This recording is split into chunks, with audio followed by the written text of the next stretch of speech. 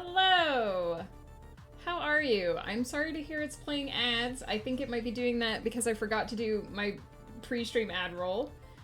So I apologize.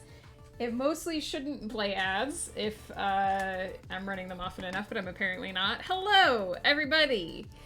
I'm here. Couple of things, top of the stream. I apologize in advance, but I might be a little bit more limited than usual in terms of certain things. I will try to do accents, but I might only be able to do a few of them today because my throat is quite sore, and especially Jakella. Woo, my microphone! Especially Jakella is pretty high-pitched. So I apologize in advance if I'm not able to do those. Hey, the man who speaks in hands? The man who speaks in hands?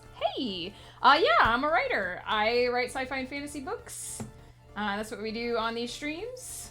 I just uploaded my newest pre-order yesterday for the Celestial Serenade. I haven't had a chance to update the pre-order command yet, but it will happen at some point. Let me say hello to everybody, because I believe I'm missing people. Peter, hello, we are here. Comf, enjoy the lurk. How are you? I lurk a lot on your stream, so I hope you enjoy lurking on mine. The man who speaks in hands, thank you so much for the follow. Welcome. Excuse me, madam, but I don't think streaming is something that a person who should be recovering would be doing. Hey, leader, I don't honestly feel that sick at the moment. My throat is sore. The man who speaks in hands, what is this link? I usually ask for people to ask before sharing links, just so we know that they're safe. So can you tell us what this link is for? I don't feel that sick. My throat is sore. I woke up with a sore throat.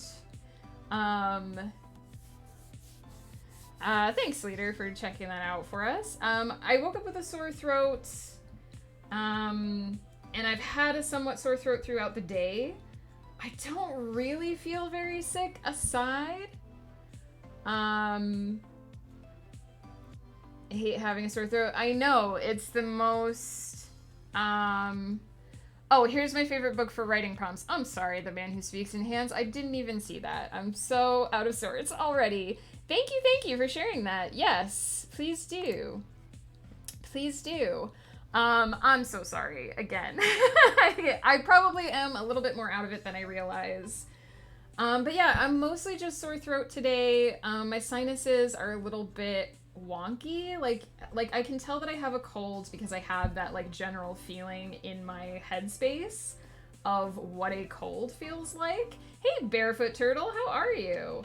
Thank you for the hydrate. I have some iced tea right here. So no, it's okay, the man who speaks in hands. You did say something and I totally missed it. I appreciate that heads up there. Doing well, glad to hear it. I also requested a hydrate, man, please hydrate. You did request a hydrate. We got 2 of them. Here we go. This is some peaches and cream tea. Hydration for health.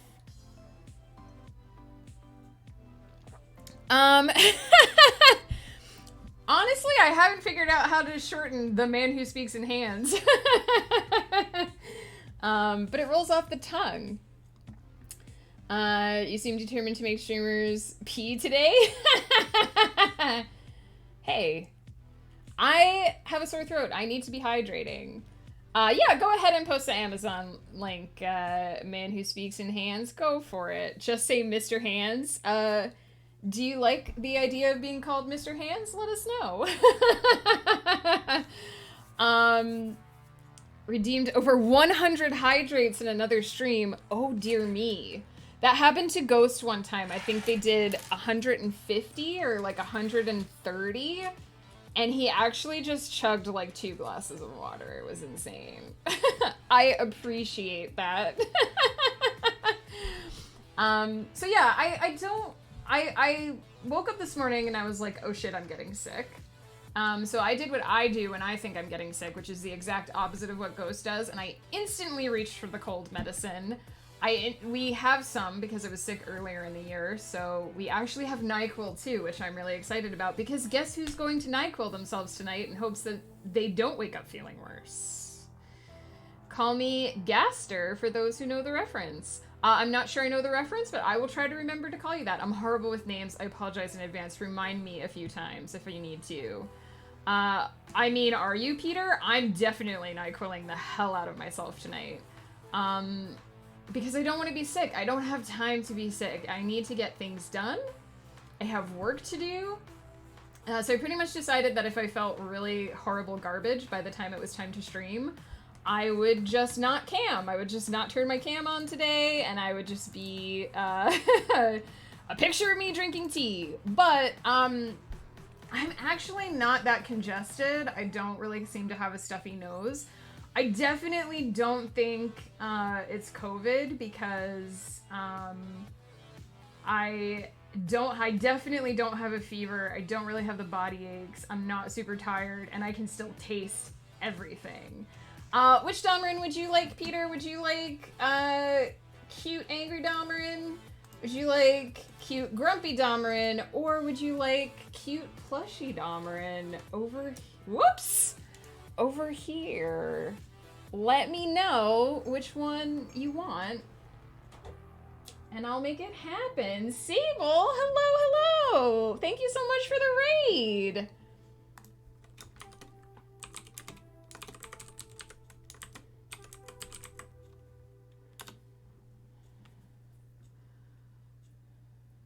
I do not think I have read the book The Girl Who Drank the Moon, actually. I've heard of it. Prepare to evolve.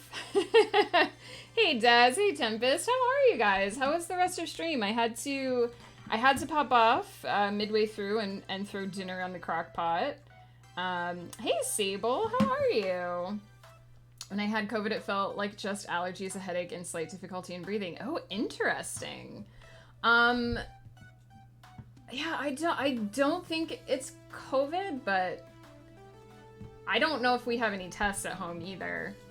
I'm doing pretty good. Ghost gave me his sickness. I should have expected it. He works in a germ factory. Hey, Aaron. Have no fear. Aaron draws near. Yeah, it's so weird because aside from a scratch in my throat. Hey, Exiled Faye. How are you? Aside from a scratch in my throat, I don't really feel that bad. Like, I feel a tiny bit icky. Gotta raid and run. I'll be lurking, but have a million things to do recording-wise. No worries, Sable. I know you're super busy. Thanks for dropping by. And I hope you had a good sleep, because I heard you were sleeping earlier. And how are you, Aaron? How was the rest of stream? I don't think I've read the Familiars series either. My to-read list is like 10 years old. If it's not sci-fi or fantasy from like 10 years ago, I may not have read it. Let me know when it clears up so we can get together. No, 100% Sable, you guys should not be in our house right now. Ghost has been sick since Sunday, and I told him not to give it to me, and he did. And stream was awesome. Nice! I really enjoyed hanging out. Like I said, I had to pop off a bit in the middle so that I could throw dinner in the crock pot. I'm doing a super lazy version of, I make a like chicken and stuffing dish in the crock pot, and usually like I make a roux and I make like a cream sauce with oat milk to put in there. And today I was like, I wonder if I just dump some oat milk in, if it would help. If it would just work and not be as much of an effort. So I'm trying it. I might not end up as creamy as usual, but I was like, I do not feel like putting effort into cooking today. Sable does a lot of filking. Also Tempest, I know, does it as well. For Game of Tomes. I assume maybe also not for Game of Tomes. Put together this thing called Game of Tones. It includes voice acting, video acting, and music. Yeah, exactly. Filking is, oh gosh, I don't know if I'm gonna accurately say this. Sable might be able to explain better. But it's basically rewriting a song, for like a different lore. Like, so in this case, it's for the Game of Tomes universe or for writing. Filk is a dirty word. I've heard it referred to as a plague. And if I remember correctly, Sable spreads it around. Musical fan fiction, there we go. Often a parody of an existing song. And I know in Game of Tomes for the lore and results streams, there's always a lot of filking. And there was a filk off last July, which was super awesome as well. The Nightbook books. You still got me. What was it, Gaster? I have not read those. Oh geez, I don't have the Game of Tomes. I did not get a chance to set up. Yeah, I didn't get the bot set up because yesterday was garbage. And this morning I was sick. It is on my to-do list, I promise. I will actually be away from Twitch mostly next week, but I will have it set up next week. So I did get the email. I did read the instructions. I promise you I'm not gonna forget to do it. Yesterday, for anyone who's not on the Discord, I was supposed to get these really cool pair of craft scissors that I showed everyone on stream. And I got the envelope, which was sealed, and I opened the envelope and it was an empty box with no scissors in it. So I instantly called Amazon and was like, what the hell? Where's the actual item that I ordered? I think you can see it too on my Twitter because I was so angry I tweeted about it. This was literally what I got in the mail, was this box. I was absolutely affronted on your behalf. Yeah. So, I had to stop. I had to take half an hour out of a very busy work day. So I only got about half of my afternoon work done yesterday. Luckily, stream was in the morning, so it didn't affect it. But this happened. And I was like, I even cut open the envelope to make sure that like the scissors hadn't fallen in there somehow. They're not there. Somebody took them and mailed me the box.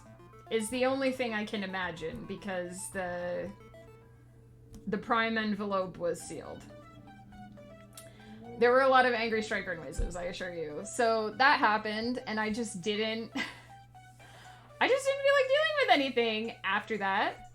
And then this morning I woke up with a sore throat and I was like, great, because bad things come in threes, so I'm just waiting for the third one. So yeah, that happened.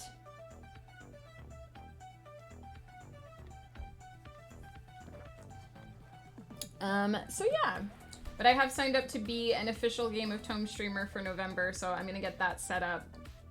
If not tonight, I'll get that set up. The Thief of Always and What About the Night Books? I mean, I mentioned Man Who Speaks in Hands. I haven't read these. I haven't read a lot of really popular books that have come out in recent years because I'm reading really old stuff. Right now I'm reading Sherlock Holmes, and I'm reading the Dune series right now. I'm about to start reading the 5th Dune book. I've really been enjoying these, even though in some ways I think the writing is a hot mess. So yeah, anyway, that was yesterday. Today is today.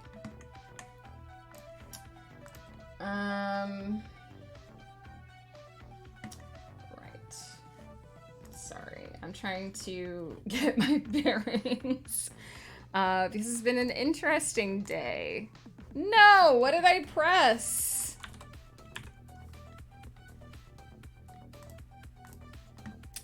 I think I turned on outline mode. That was interesting.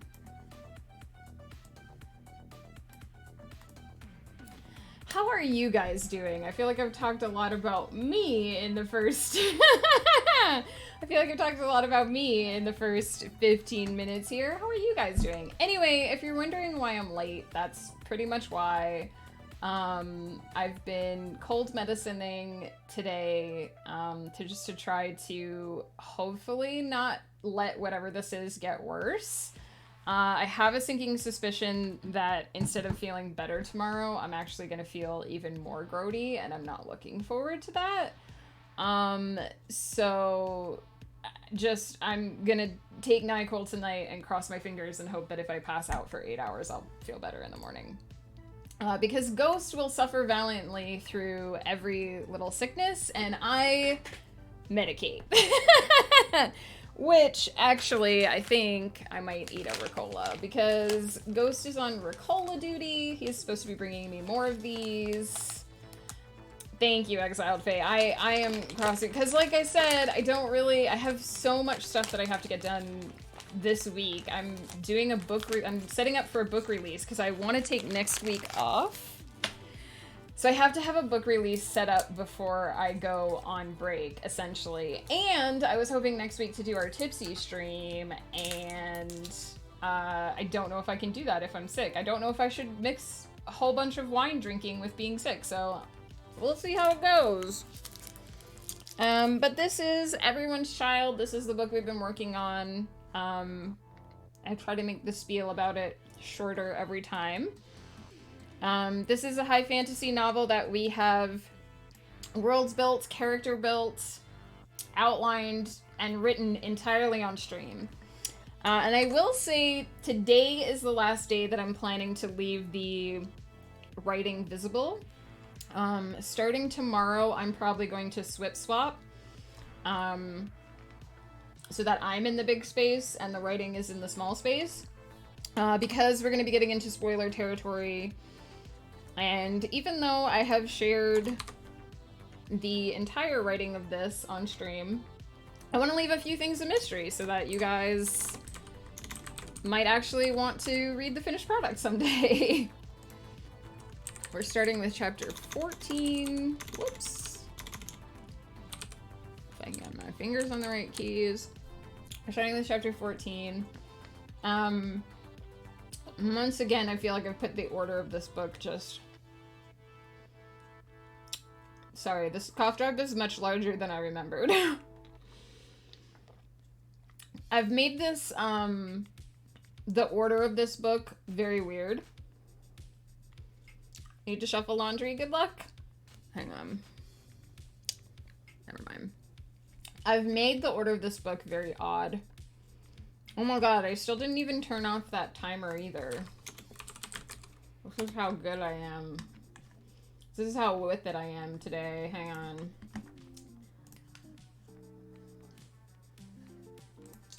Timers. Turn off the divorce timer because we're done with that.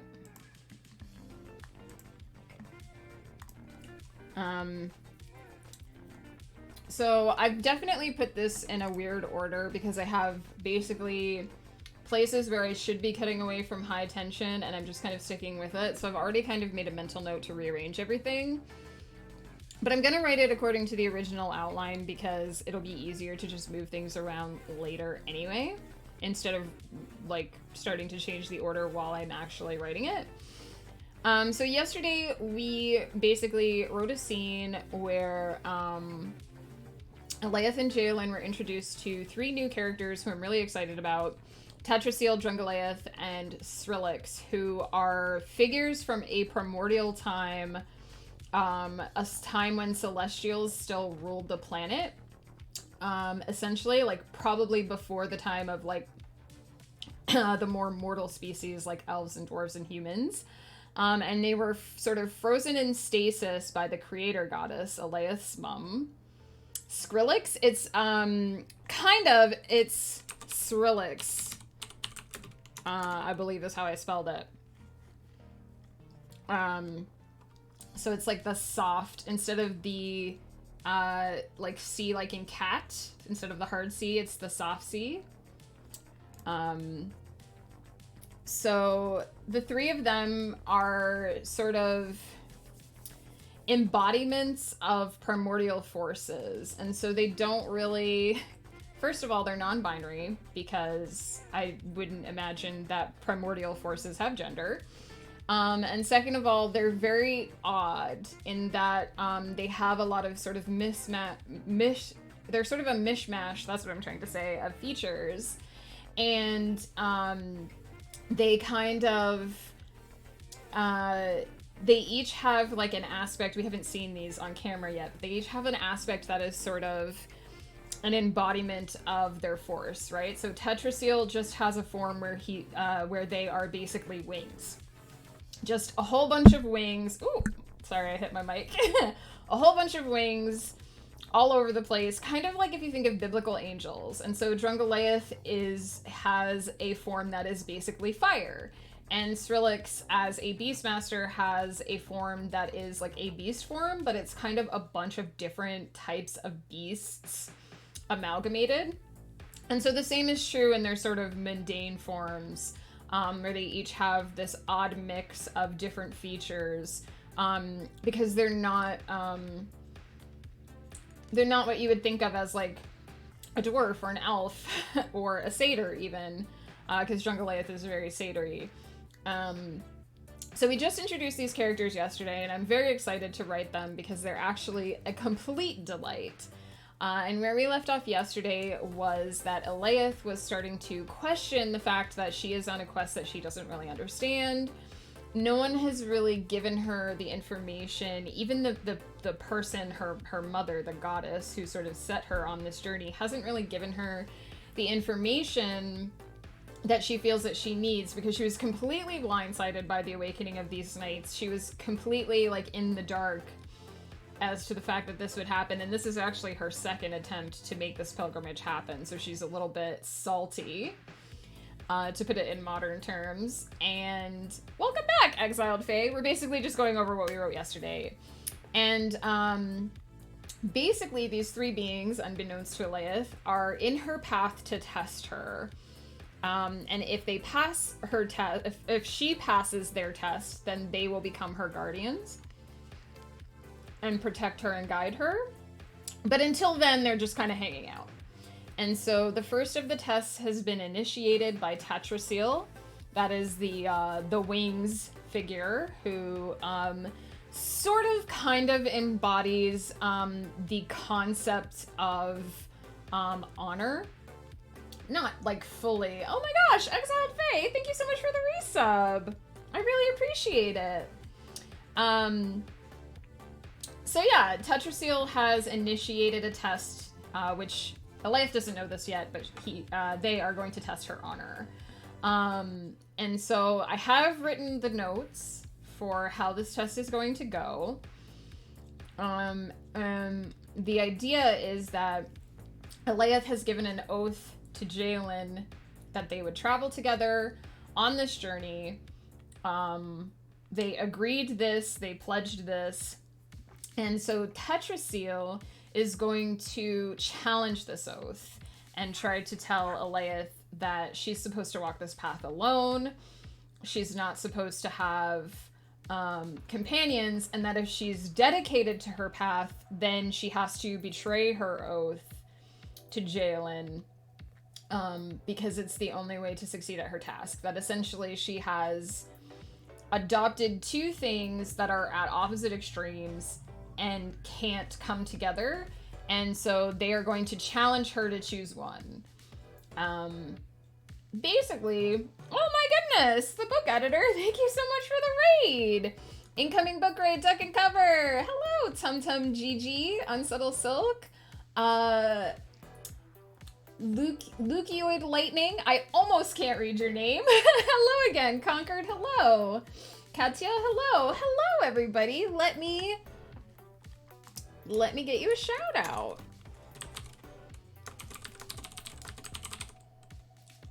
Whoops, there's a space in there. How was your stream? What are you up to? It's going well. We're just about to start our first sprint here in a few minutes, actually. We've sort of covered what, because I've written this entire book on stream so far, so we've sort of covered what we did yesterday and what we're planning on doing today. Hedgehog 166, hello. How are you, friends? Up to no good? That's the best way to be, Katya, honestly. Stream was great. I was editing fantasy, so that's always fun. Oh, nice! We did productivity sprints. That's what we're going to be doing here in a second as well. I'm running a little bit late today because I woke up with the sore throat, but I'm feeling pretty decent. So I was like, hey, let's just barrel on ahead with everything. Moose, hello. QA Ninja, hello. Oh my gosh, so many lovely friends. If anyone else is working on a project, please feel free to tell us about it. Thank you so much. I really am hoping, I basically said at the start of stream that my plan is to do NyQuil, because we have NyQuil in the house from the last time I was sick, so I'm just gonna, you know, stay nice and hydrated all day and then take some NyQuil and see if I can pass out and sleep it off. I'm supposed to be working on a project, but I'm rebelling. Are you rebelling by working on a different project? Is that what's happening? I often rebel from projects by working on other projects. It is a universal law that all writers will reward themselves for work with other work. No pressure, but anyone can feel free to talk about their projects here and let us know what they're up to, and if you're sharing the sprints, what you do during the sprints. How did you know? Because, because like I said, it is a universal law of writers. We encounter Plot Bunny, we say, no, Plot Bunny, I'm busy with something else. And then we say, well, maybe I can fit you in. Susan is glaring because she's my editor. Uh-oh. Caught in the act. I was cleaning the kitchen and a thing fell off the top of a cupboard. It was a sandwich grill. So I caught it, but I caught it open and the lid slammed down on my fingers. Oh no, Peter! Take care of those fingies. If you are bruising, you might want to ice them a little to see if you can prevent any swelling. I hope you're okay, Peter. I need to know what happens. That's my beta readers too. I write in trilogies a lot of the time. So I'll write 3 books, I'll edit 3 books, and then I'll send the first of those 3 books to my beta readers. And I send a questionnaire with my stuff so that my betas know like what kind of feedback I'm looking for. There's also a spot where they can put whatever they want, but it's sort of the key to unlocking the next book in the series is sending me the notes. So sometimes I get some ARG messages in my messenger. Just waiting for me to be done, but I'm working on a spin-off. Ooh, a spin-off? That's kind of the same project, right? I spent so long squashing plot bunnies to keep working on the same thing that I think I killed the whole swarm. Oh no! Exiled Faye, you know what? Once you have a new idea, it's never really gone. They're all just lurking in your brain somewhere, and someday when you least expect it, they're all gonna come back. You think they're gone, but they're gonna come back. Just long farted? Oh no. Exiled Faye. Open a window, point the fan in that direction. Oh my goodness. Poor sweet pupper. Oh my goodness. Okay, so yes. Sprints. I do 20-minute sprints when I'm writing, which is now. I was doing 30-minute sprints back when we were editing because I needed a little extra time. And did I decide where I want this scene to start? Question to pass me. I don't think I did.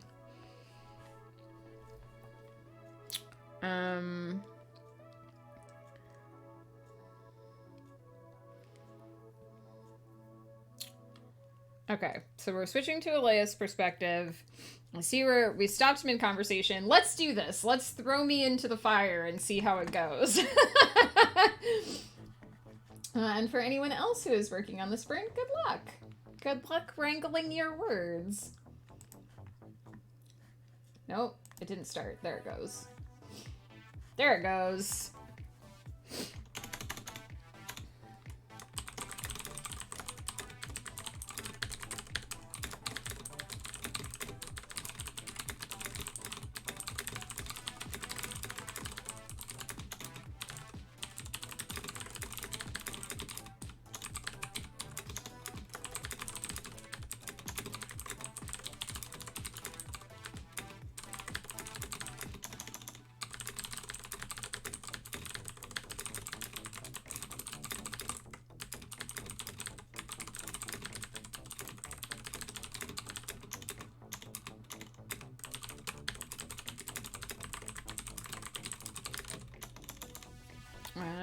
to look up a name.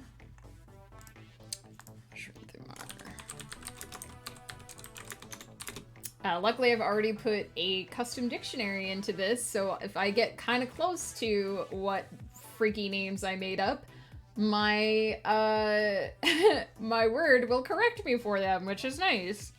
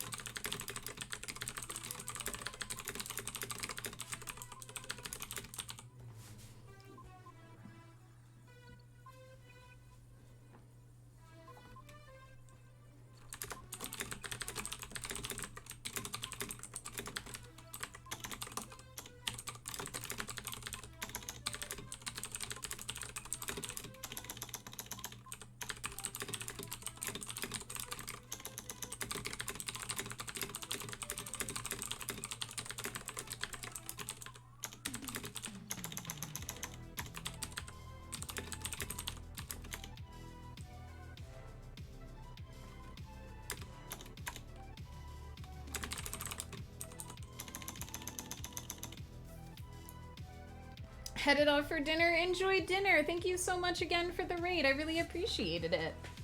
I really appreciate present tense it. Sorry, I'm full writer brain right now.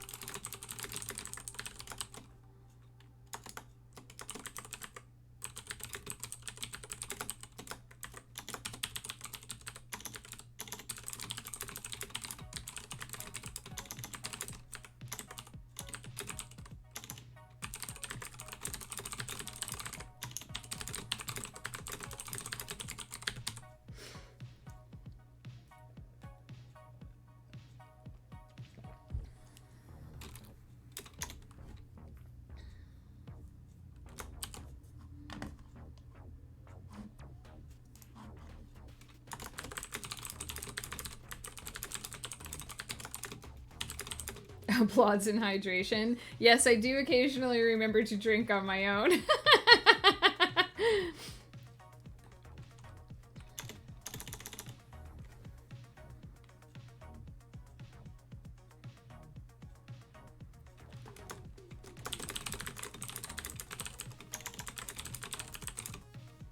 How do you write so fast? Panic. I've only given myself 20 minutes to try and write as much as I possibly can. And practice. I write full time, so I write for 3 hours in the morning and 3 hours every afternoon. So I have a lot of practice of pushing conscious brain to the back and just letting my fingers take over. Please don't panic if you don't write this quickly. It is definitely not a race, each to their own pace. Also, I am literally just puking this story onto the page. There's no quality control happening right now. So all of this might actually be garbage. It is uncertain. It is uncertain. We'll determine that later. That's future me's problem. Current me's job is to write the words. Future me will deal with whether or not they're good.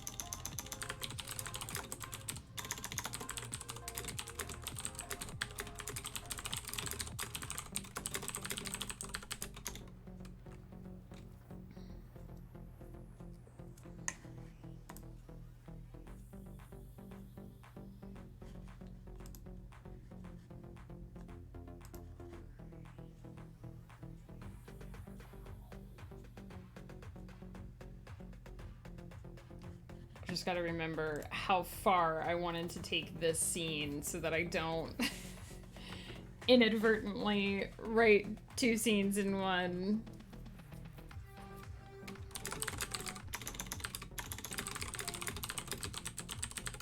Harper Lee liked alcohol, that's why her book is called Tequila Mockingbird. Peter, I like that one.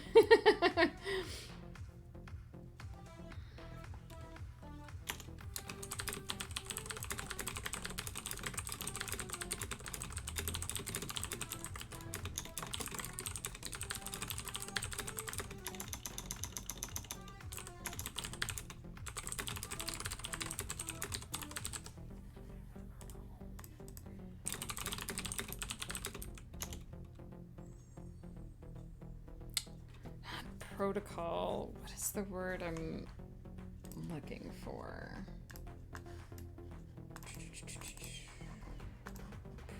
Protocol? Conduct.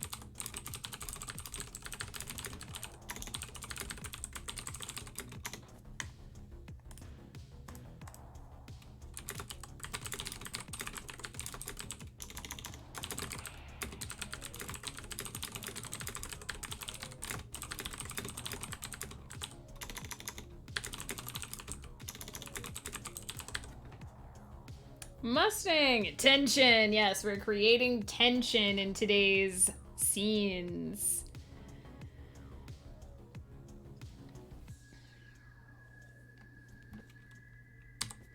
I'm stopping mid-dialogue, but not necessarily mid-sentence.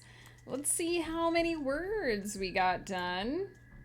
1,081. Perfect. My goal is usually to try to get 1,000 words done in the 20-minute time period. Off camera, I regularly nail that, but I'm working with much more familiar characters off camera, so there have been some slow days with this particular work in progress. The army, that's how they stress, in the army, that's how they stress you out when they yell at tension. Peter, I love the wordplay. Keep it up. Keep it up. If anyone else was using the sprint, feel free to let us know how you did. Or not, no pressure. The main thing is to do what makes you happy. Woof, hello! Love, love. Hey, look at this thing that I've been very slowly working on. Nope, that's not up correctly. That's up correctly. Look at this thing. It probably just looks like a mishmash of color right now. But first of all, I did the moon and the stars. And then you can kind of see up here is where the ear is going to be. So this is like the headdress going up around the neck, and this is the ear. That's a little tiny itty bitty bit of the ear. So I'm kind of trying to finish the ear and the headdress right now, and then I'm going to start filling in the rest of the horse head. Feel better soon? Thank you. I hope I do. I was saying, it's weird because it's mostly just my throat right now, but I have this kind of sinking suspicion that I'm gonna wake up tomorrow feeling like garbage. So we'll see. We'll see how that ends up going. Now, I believe that ooh, that was squeaky. I believe that my plan is for these two are, basically Aleith and Tatrasil are having a war of words right now. They're fighting each other with philosophy, but it's eventually going to come to blows. But I believe that I want most of the fight to happen in the next scene. Sorry, not. So I think I've covered a lot of this.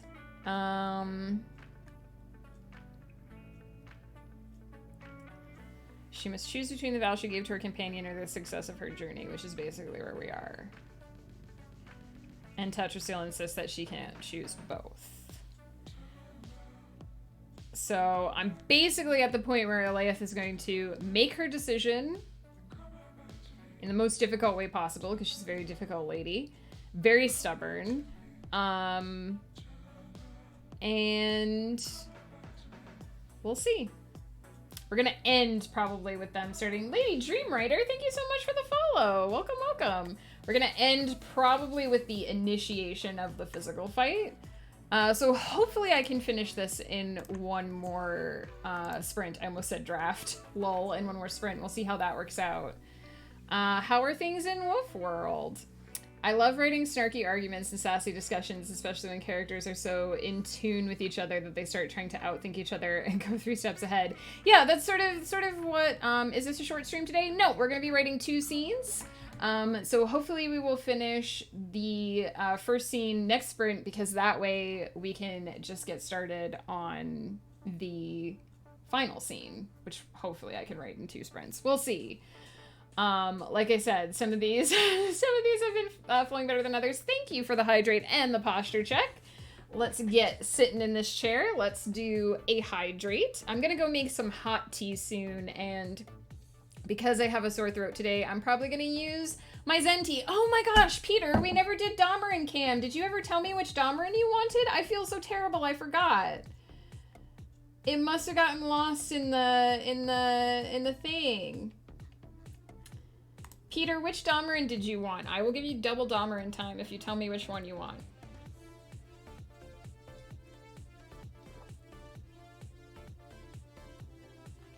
I'm so sorry. I just remembered that I asked you, and I never saw your answer. It must have gotten lost somewhere. You wanted Angry Damarin. No. It's fine. We can do some Angry Damarin. I'll just be behind him. I'll just be hanging out behind the angry man. He's angry because we're not working on his book today. Actually, that's a lie. I did work on his book this morning. So Damarin did have some time. He was granted time to be in the spotlight. Look at that angry. I know, right? Isn't he adorable when he's angry? It was so funny because I just basically sent Mumbles some reference pictures for the grumpy Damarin for this one, for this boy. And she drew one that looked kind of like the angry Damarin, and I was like, oh boy, I like them both. So we went with grumpy Damarin for the first one. And we went with Angry Damarin for the second one, and I just love them both. I thought I followed you before, but found you randomly. I thought I recognized your name, Lady Dreamwriter. Maybe you've seen me around elsewhere in Twitch. Maybe that's why the confusion. But thank you so much. I'm glad you found me. Hang on. There's a heart space. Look at that. Thank you so much. I'm glad you found me. Welcome in. How are you? I'm hiding behind Damarin at the moment because we had a camera redeem. I don't always hide behind him, just for now. So yeah. I just loved Mumble's art so much that I was like, I must have them both. I want to get another. I have my 1K and 5K bit Dahmer emotes. I want to get a 10K one that's Dahmer looking forlorn. I hide behind all my characters. It's more fun being them than it is being me. Oh, Peter, I know that feeling. I definitely retreat into my writing worlds to cope sometimes.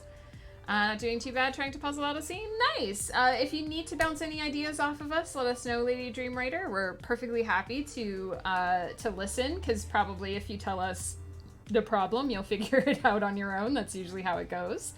But yeah, if anyone is looking for any shop talk or any feedback or ideas, let us know. We're always happy to talk about that stuff. So I take it you were working in the office today, Woof. Which days are you doing, like every other day, or you don't have to tell me your schedule if you don't want to, but I'm curious. I am curious to know.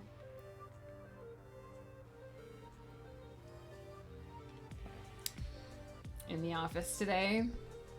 Well, I'm glad you're home. I know you're a couple hours ahead of where I am, so.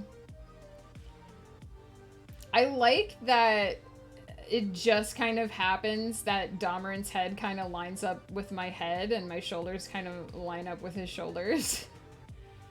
Hey, Vinyl, how are you? What is up? It's going pretty good. We've gotten 1,000 words in our first sprint. I have apparently caught ghost disease, so I definitely have a sore throat. I'm kind of dreading what tomorrow is gonna look like. But I'm here for now. Today I don't feel like too bad. My throat is sore, which is not my favorite. But I don't actually feel, I just feel like, head coldy a little bit. I'm not even really that sniffly. I'm mostly worried about tomorrow. I'm mostly worried that I'm gonna wake up and, because you know how it is with sickness. The first day, you're like, yeah, this is not so bad. And then the next day, you're like, I feel like death. Warmed over, so. I'm librarian. As soon as Kali uttered the words, my throat feels sore, I was like, okay, I'm sleeping on the couch for a few days. Oh no! But that's probably the smart thing. Like, Ghost and I have been trying to be really careful since he started not feeling well too, because it was the same. I was like, I don't want to get your sickness. But we've still been, like, hugging and cuddling and, you know, close proximity, it eventually gets you. And schools are unfortunately germ factories, and now that they're not wearing masks anymore, like, the germs are coming home, and it is what it is. But I also don't have time to be sick, so here I am. Here we are. Hugging Ghost Pepper was my mistake. Yeah. I mean, I needed a lot of hugs yesterday when someone freaking stole my craft scissors and mailed me the box, but it is what it is. I thought you were making a reference to that old Vine where the girl is like, I'm lesbian, and the kid says, I thought you were American. My character basically exploded with pent-up rage, triggering something that I wasn't expecting to happen until book 3, and feeling my way out of the spot hole. Oh, okay, I feel you. Character decided this is happening right now. I hope you're able to sort of reroute things so that they still work. I'm very familiar with my characters being like, screw it, we're doing this now. So I wish you all the luck, Lady Dreamwriter. Schools, especially preschools, yeah, petri dishes, absolutely. If I were to open a restaurant, I'd call it Petri Dishes. Would you call it Petri Dishes or Peter's Dishes? But yeah. Yeah, it is, and I mean, To some extent, like, I'm used to this. This is what the school year used to be. I like Petri dishes. I like it too, Peter. It's just that your name also starts with P. It's so Petri is so close to Peter. I also decided yesterday that if I were to open a bar, I'd call it Coyote Handsome. Nice. I like it. Instead of Coyote Ugly. Petri dishes is better.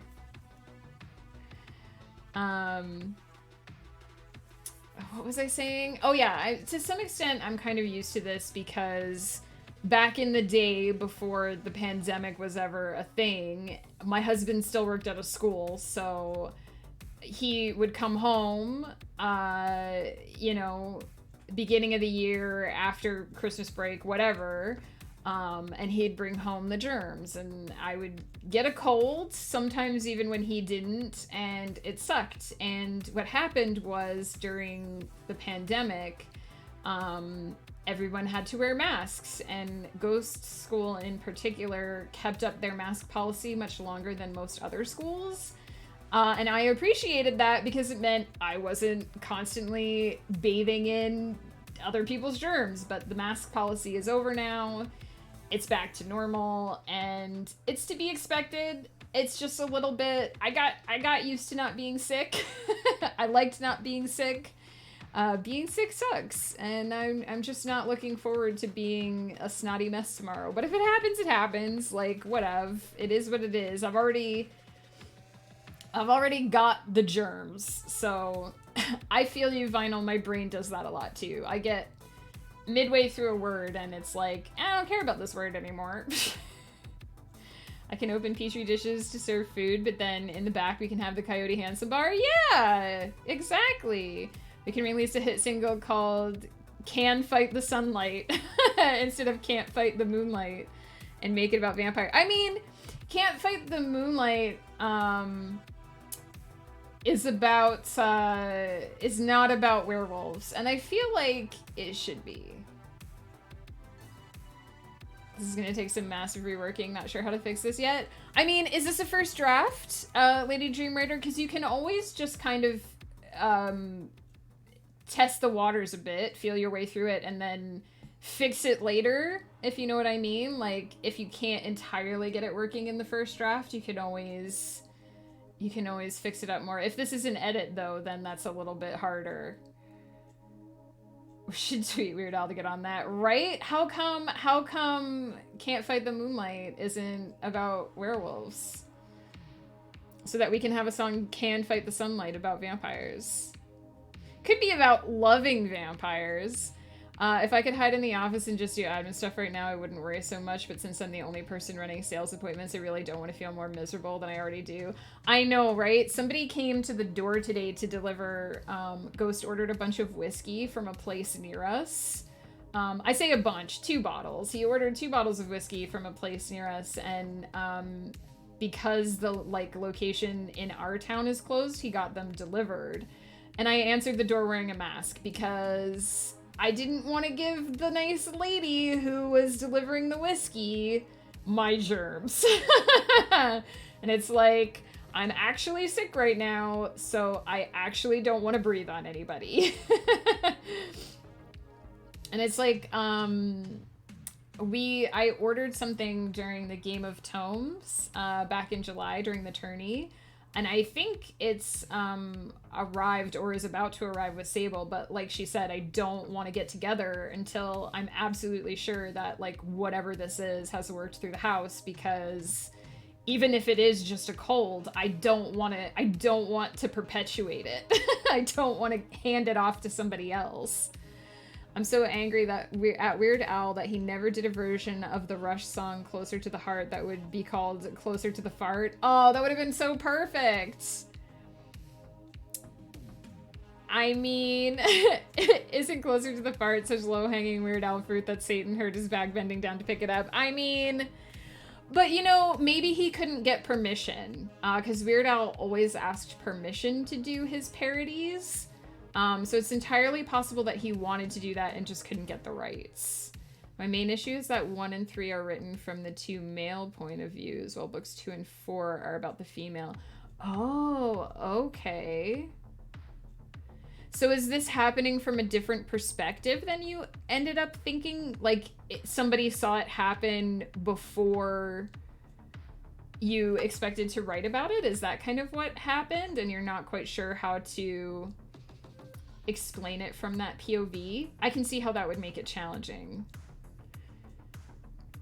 Weird Al does have massive respect for the artists that he parodies. And I know too that he wanted to do, because he did end up parodying Lady Gaga. And I know that he was originally turned down by her record label. They didn't want him to do it. And then she found out and she was like, excuse me? Like, you're denying me a rite of passage. And so she herself contacted Weird Al and was like, do it. I want this to happen. It's so weird. Like, he is clearly an odd guy and he has a weird sense of humor, but he's such a gem. Like, he's such a gorgeous human being. And it's like, why don't we have more Weird Als? Also, did you know that they're making a movie about him, Peter? I'm so excited. I should check when that came out. Did it come out? Weird Al movie. Initial release, September 8th. Does that mean it's out now? Does that mean I can watch it? Where can I watch it? Might have to look into this because I desperately want to see this.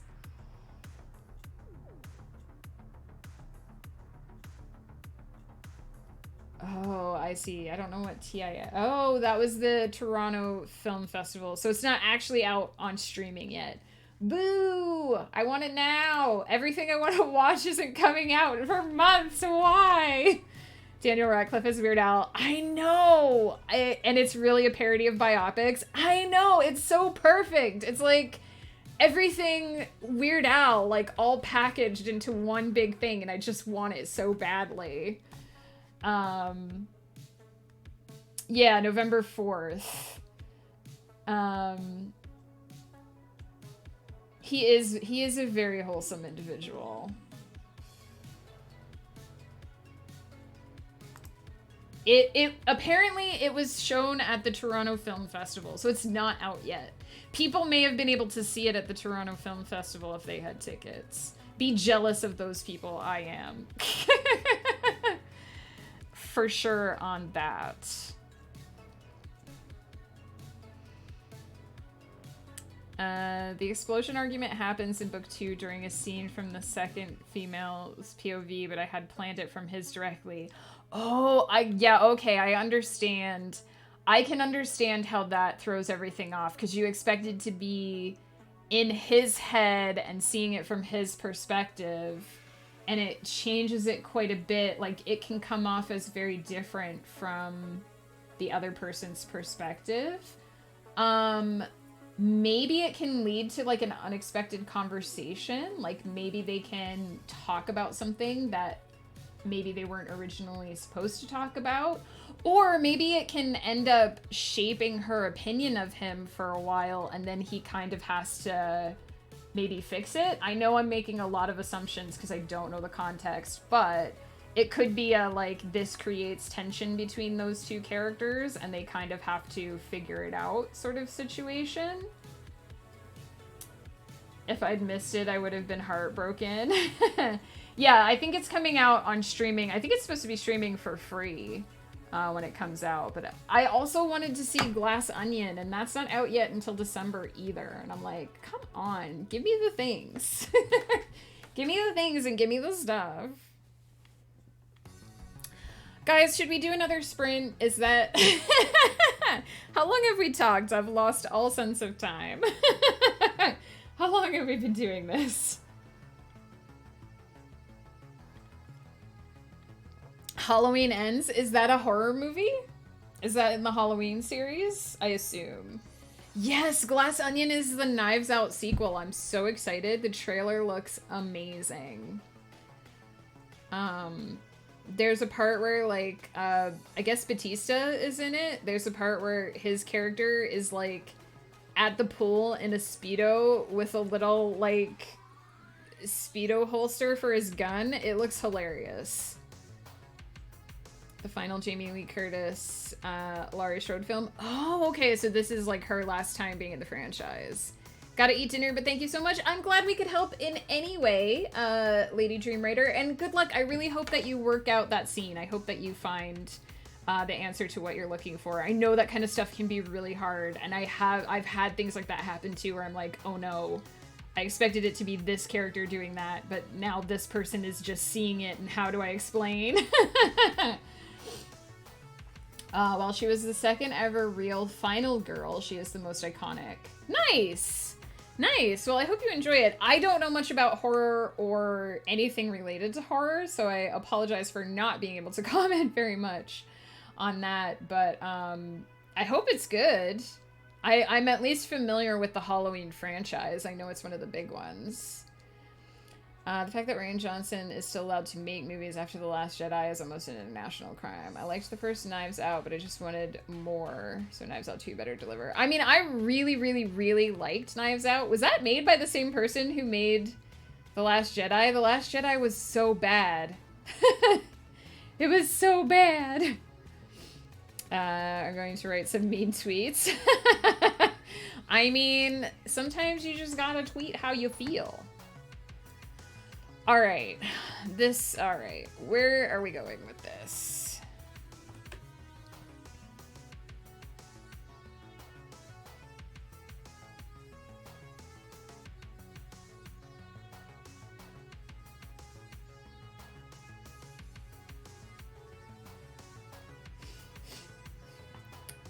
Yeah, The Last Jedi, honestly, The Last Jedi was just a train wreck. Like, they set up a really good plot in The Force Awakens, and then The Last Jedi happened, and then they had to end that trilogy somehow. After Netflix created a huge sin earlier this year, my horror history and blood is on edge. Oh, was it like a Halloween-related sin, or...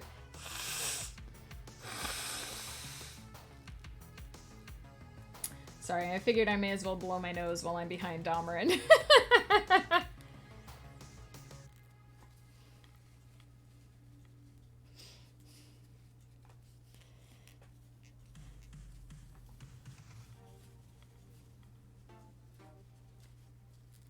I wish Ghost was here, because he's, like, the horror buff in our house.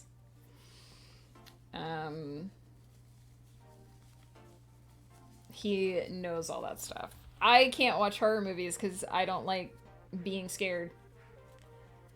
But we're gonna do, actually, this is a bit unprecedented, but what I'm gonna do is I'm actually gonna take my break now, because I really feel like I should make some tea, because my throat is starting to get sore again, and I don't want to do cough drops, like, the whole time. And we have been going for about an hour and a half, so I'm going to take a quick break. I'm going to run some ads because I forgot to do it before, so I apologize. It'll be a tiny bit extra long one, to hopefully stop people from getting more ads. And then we'll come back and we'll do a sprint right away as soon as I have tea. And we will do Dahmer and Cam for 10 more minutes, because I forgot to do it earlier, so we'll leave him here for the first 10 minutes of the sprint.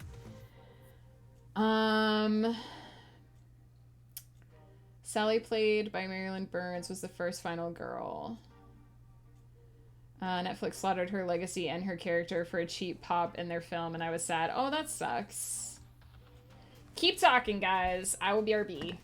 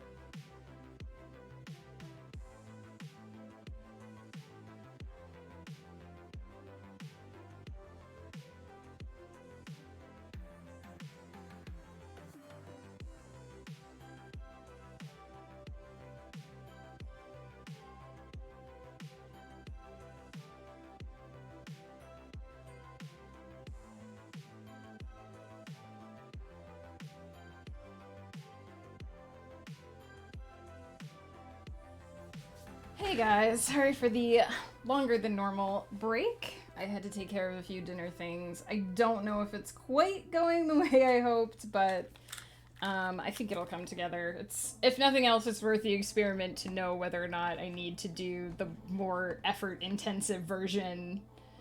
Oh my goodness.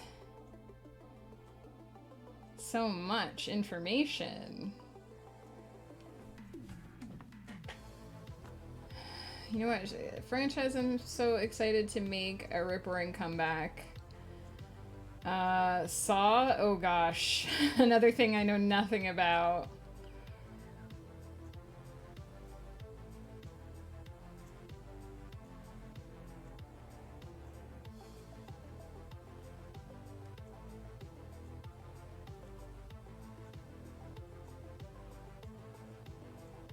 I'm back, yes. Good. Be chatty Cathy's. That's exactly what I want. I want this to be a place where people can chat, even if I'm doing other stuff.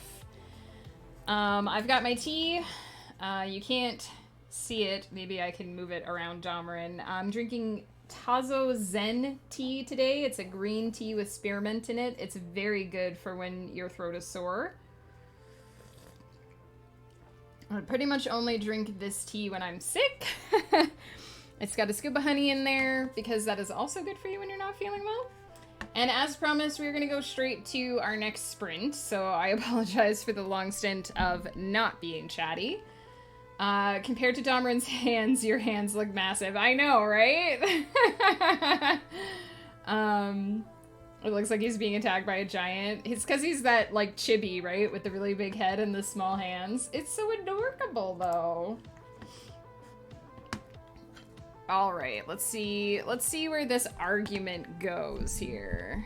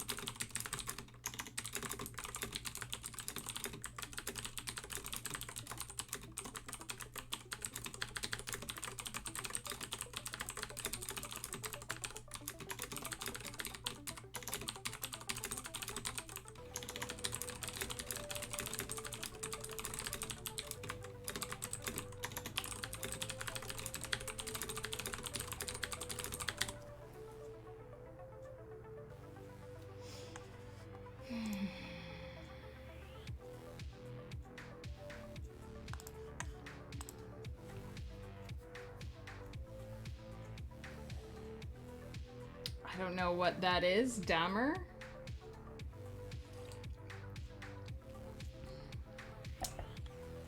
Is that a show, a person, a place, a thing, a noun? Sorry, I'm being silly.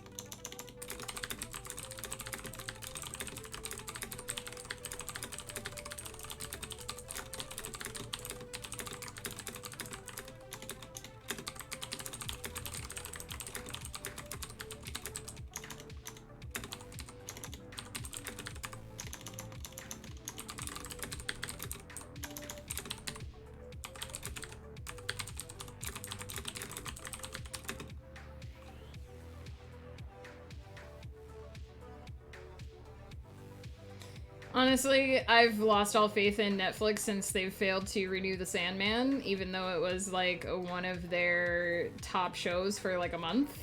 I feel like that is indicative of the fact that they are dying, and they just don't want people to know.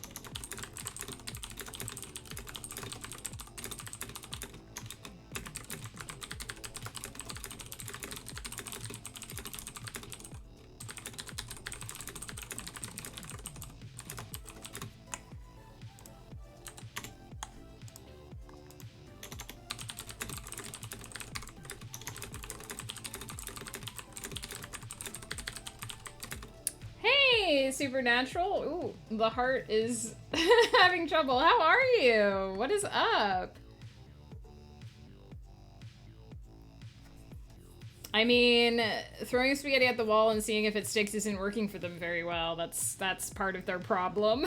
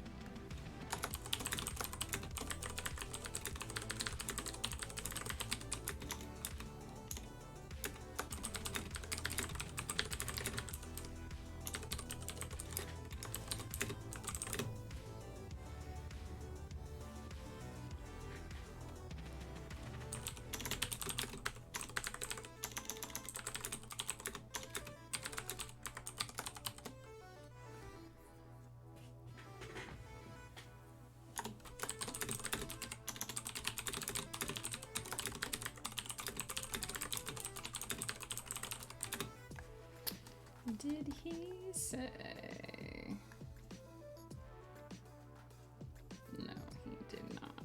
Also, how long be this? Ooh.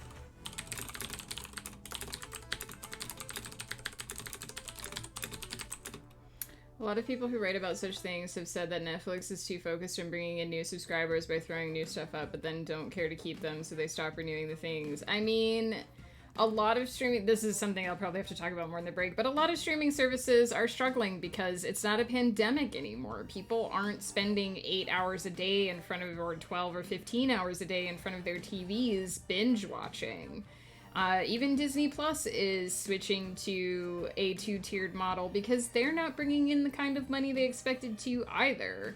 But a lot of other streaming platforms have tested and true media that they can fall back on. Disney has its entire Disney library and all the Marvel movies, and Paramount has Star Trek, and HBO has Game of Thrones, right? Netflix doesn't have anything that belonged to them, and the writing has been on the wall since everybody started pulling all of their stuff.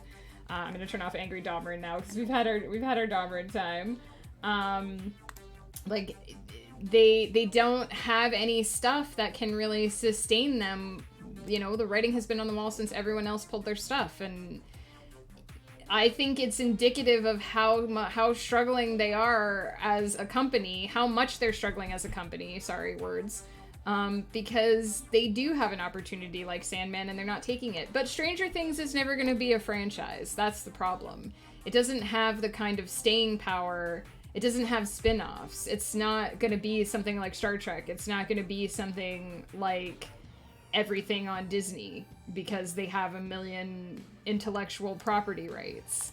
And because they only stick with stuff for 1 or 2 seasons, they're not finding a lot of these things that might eventually catch on. Like, not a lot of shows are good in their first season. So, like, I really feel like Netflix is dying and they just don't want to admit it. And they definitely don't want people to know how much they're dying.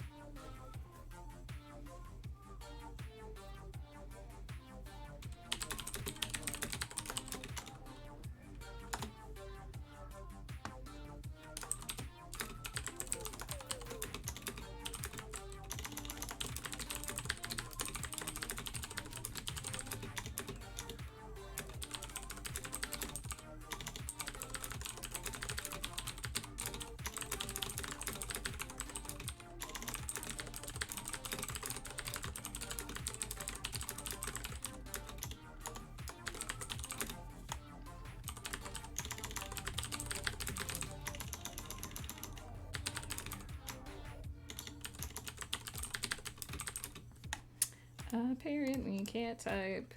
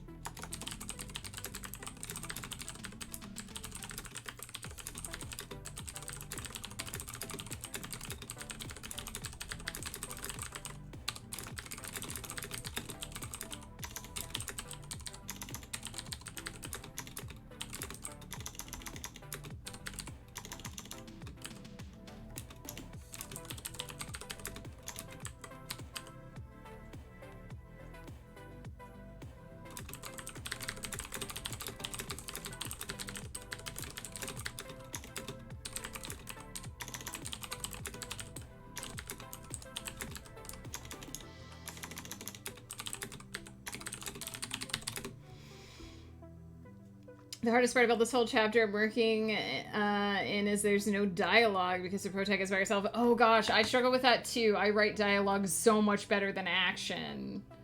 Not every company deserves a streaming service. CNN did not need a streaming service. True. There are too many now. People are only gonna subscribe to like one or two. It was nice when there was one or two services. Exactly.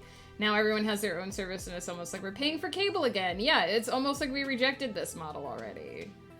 Netflix were the leaders in the market, and now the market is so saturated, nobody cares. Yeah, I feel services like Twitch could learn from it. Sooner or later, someone will figure out the DMCA thing, and then everyone will bail, and Twitch will go to MySpace way. I mean, Twitch's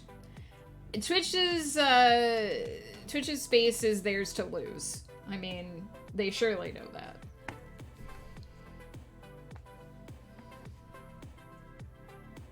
Yeah, but apparently business models show that people prefer the weekly releases. I don't. I prefer binging, but maybe that's just me.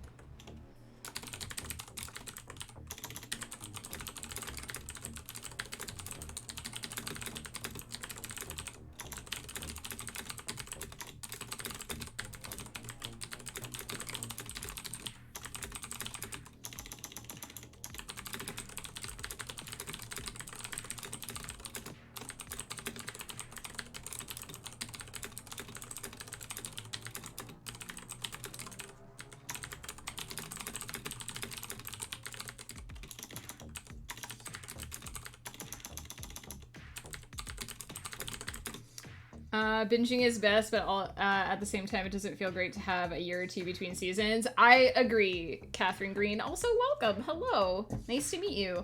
I like the idea of having a season every year, because obviously it takes time to produce a show. But with Stranger Things, we waited so long for, like, the newest season that it just felt like they were all gonna grow up. I saw the impact of weekly releases of the last two seasons of Game of Thrones. People were talking about it from week to week rather than everyone talking about the things a few days and then it fizzled out. Game of Thrones is a whole other conversation because they screwed that up so badly that people have, like, divested themselves of it. Like, people don't talk about it anymore except for the fact that it was a train wreck. Gonna have a hands problem tomorrow. They're starting now. Oh no, Mustang. I mean, yeah, if you're feeling good and you want to get tomorrow's work done ahead of time, I don't see anything wrong with that, especially if you anticipate you're not going to feel well. Just don't push yourself too hard. If you need to rest, Mustang, like, take the rest.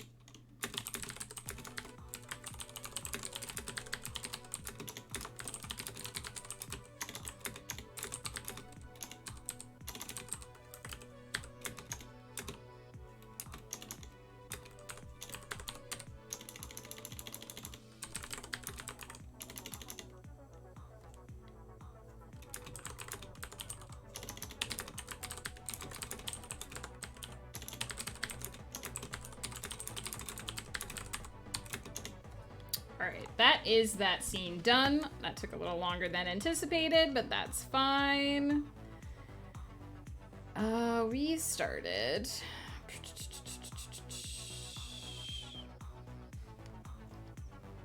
We started here. So that was only 772 words, but it finished off that scene, which was important. So that's 1,855 words for that scene. I feel like the Alea scenes are always shorter, but maybe it's because I know what I want to do with them and I'm not meandering with them as much. Now I think we're starting chapter 15. So let me grab my chapter header again. I like the show The Owl House, and they did week to week in previous seasons, but with season 3 there are only 3 45-minute specials to end it, and one will be out in a couple weeks, but the other 2 early next year. Oh no, that's awful. They did that with Stranger Things too. They released like all but the last 2 episodes, and then they waited like a month to release the last 2, and they said it was because, I don't know, reasons, but it was such an obvious, like, we're gonna keep you around for an extra month of subscriptions so that you can see the end of the show.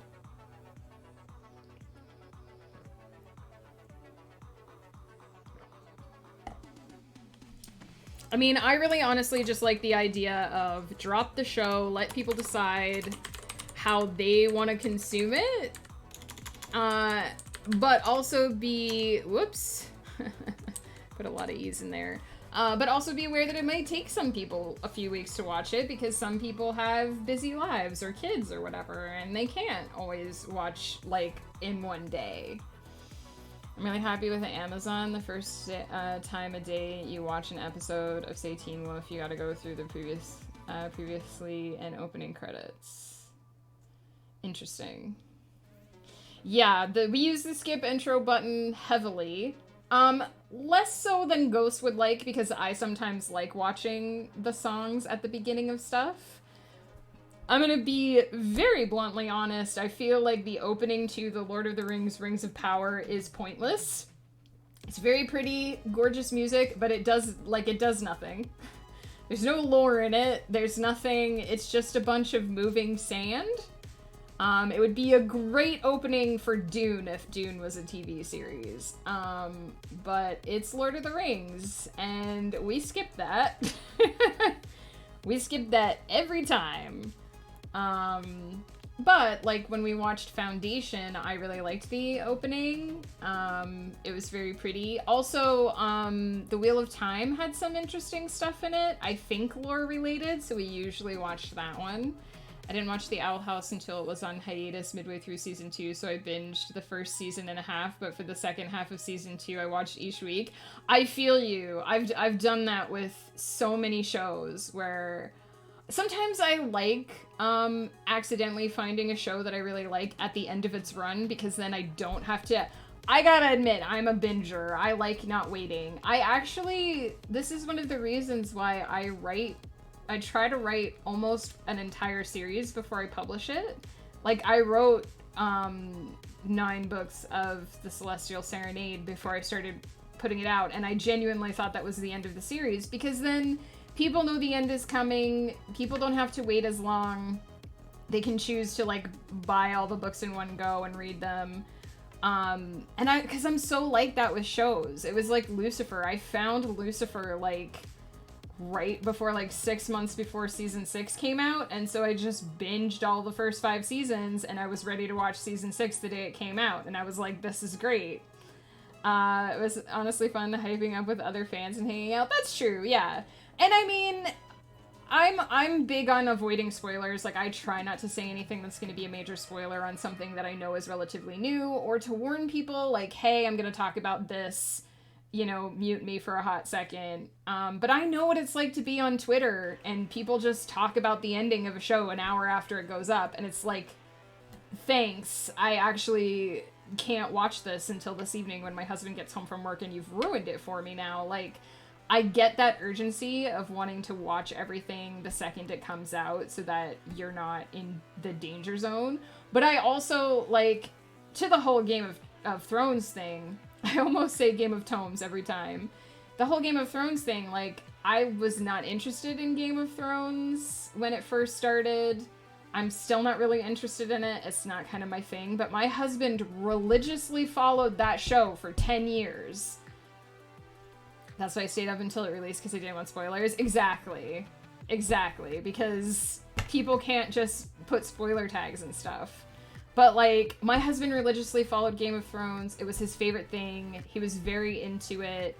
I avoided spoilers of that show for 10 years, but also it was really easy because I had no idea who any of the characters were, so I could literally just read Game of Thrones tweets and they made no sense and I instantly forgot about them.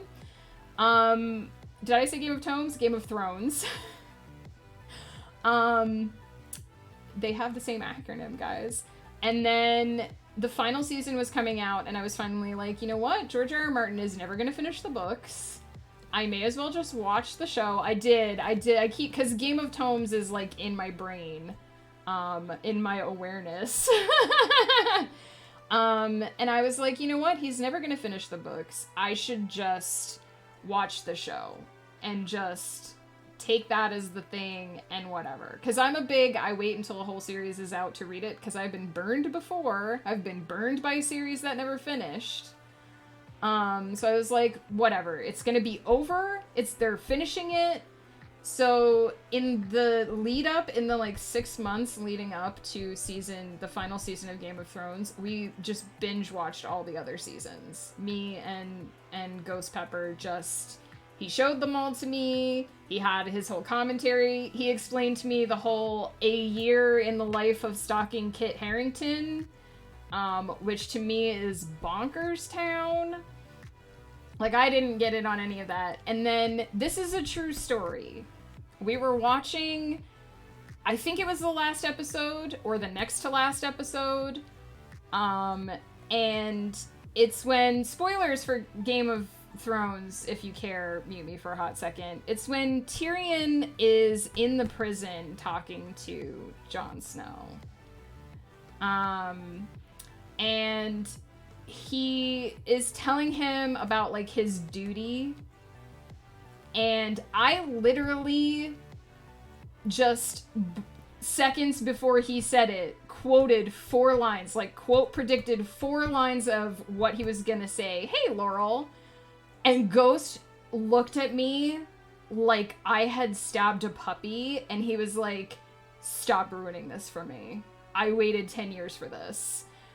And it was just like this hilarious moment to me because, first of all, I mean, if I can predict 4 lines of what the guy's gonna say, maybe invest in better writing. But also, like, I had so little investment in that show, and the ending was such a train wreck, and I'm kind of glad that I didn't spend 10 years in the hype and the build-up, because I would have been massively upset that I waited that long for that.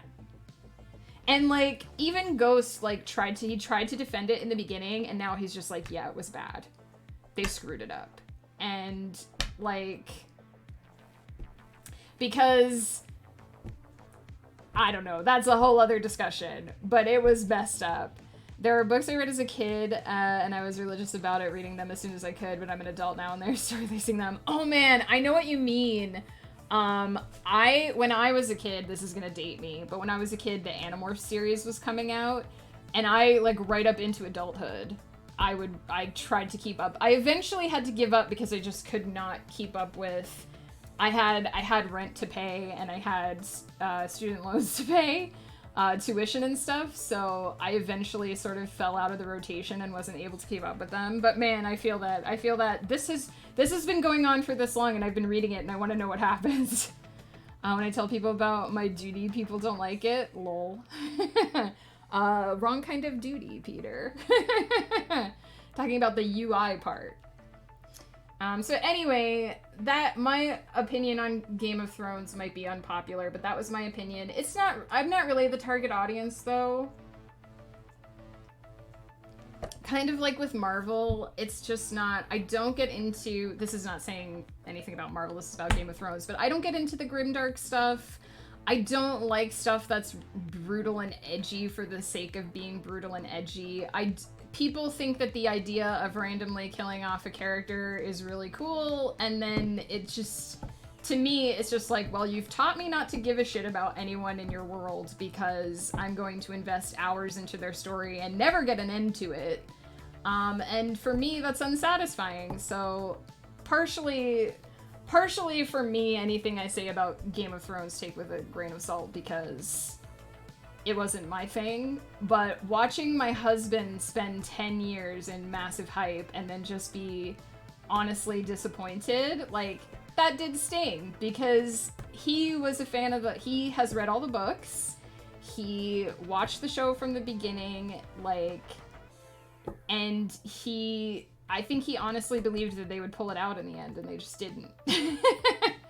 I could not care less about Game of Thrones, but my sister, who is very not into any of that thing, like she's not into swords or sorcery or anything, she adored Game of Thrones.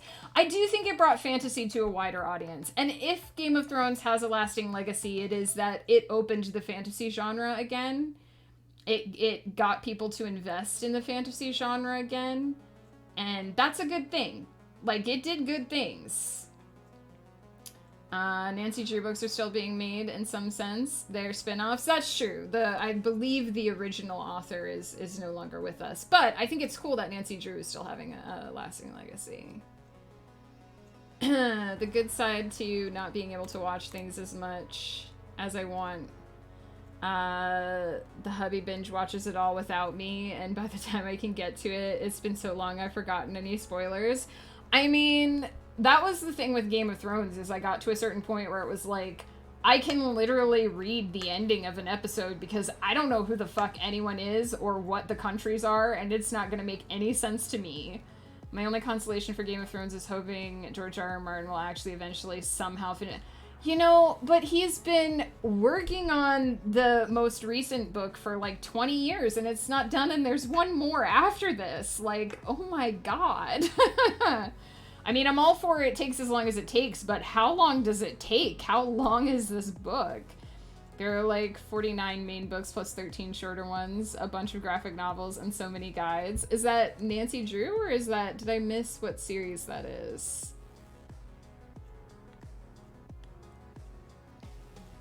Shograz! Every time I come here, you're shitting on who? George R. R. Martin? I'm not shitting on him, I'm just in shock that he's been writing a book for 20 years and it's not done. The Warrior Cats. Oh, that sounds so cool! I might have to look into that. I never heard of the Warrior Cats series, but it sounds super awesome. Hello, Shagraz. I knew you would show up to sass me at some point. I forget everything so I can rewatch everything like it's new. That's, I mean, I do that too. I have to rewatch older seasons of newer shows sometimes because I just forget what happened. Shugras, how are you? What is up? We're probably gonna start another sprint here because it's almost 5 and I still have another whole scene to write and I have to feed Ghost at some point. So, what I'm actually gonna do, oh my god, I never played ads during the break. I guess this is what happens when when I was like, I'm gonna play ads, and then I never played ads. I hope you guys aren't getting a ton of ads. I don't know what Twitch does if I have it set to manual ads and I just don't play them. I'm so sorry. I'm gonna cheat and pop AFK. Actually, I guess maybe I should do a quick 30-second ad break. I'm gonna say they're done with them now, but they're gonna make a whole new arc. Ooh, that would be interesting. Try some of the spin-offs, but they don't feel the same. That's fair. That's fair. Okay, I'm gonna take a like 30-second break and just run some ads because I'm panicking that I've done something awful. I don't know how Twitch works. I'm just gonna reheat my tea and then I will be right back and we will do a sprint and we will write words and it will be fantastic.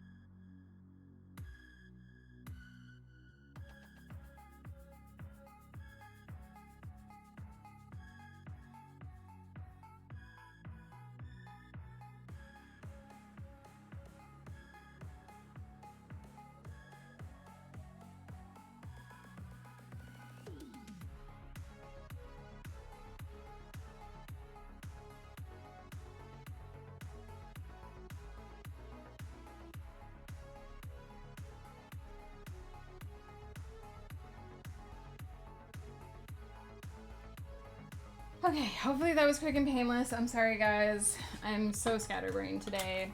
Hopefully that will stave off some ads for the rest of the stream. Oh my goodness. Anyone familiar with Rivers of London? I have not heard of that. Is it any good? Is it like fantasy? I mean, I'm assuming you wouldn't mention it if it wasn't good. What a silly question. There's another Warriors book coming out in a month. Oh my goodness. How often do they come out? In other news, I had a massive creative brainstorms today, so there's a chance I might get a big chunk of writing done. Nice! Speaking of writing, I'm gonna do some more of it.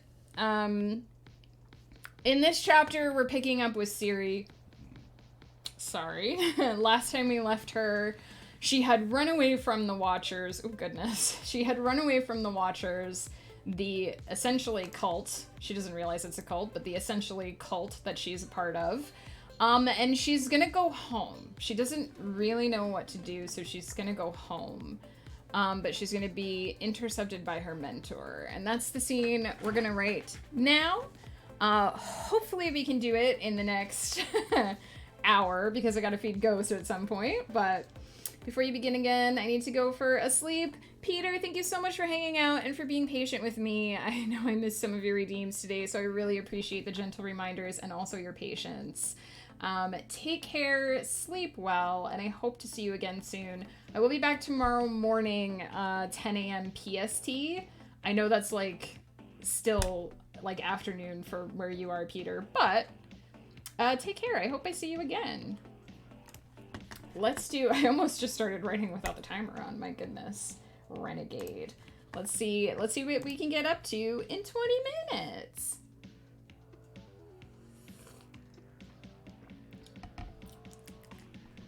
Man, gotta have the tea piping hot because that's what soothes the throat.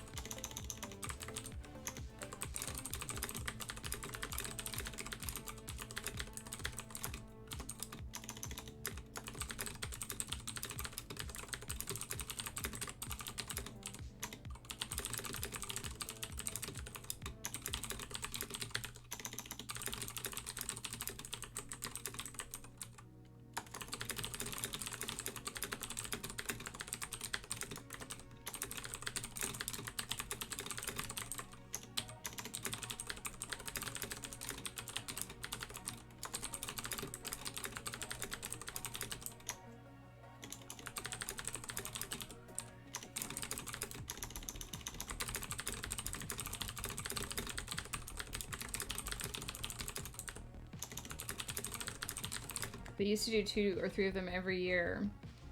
There are 3 or 4 writers. So that would make sense if they do that many releases in a year, that they have multiple people writing them. That's a lot. 3 books a year?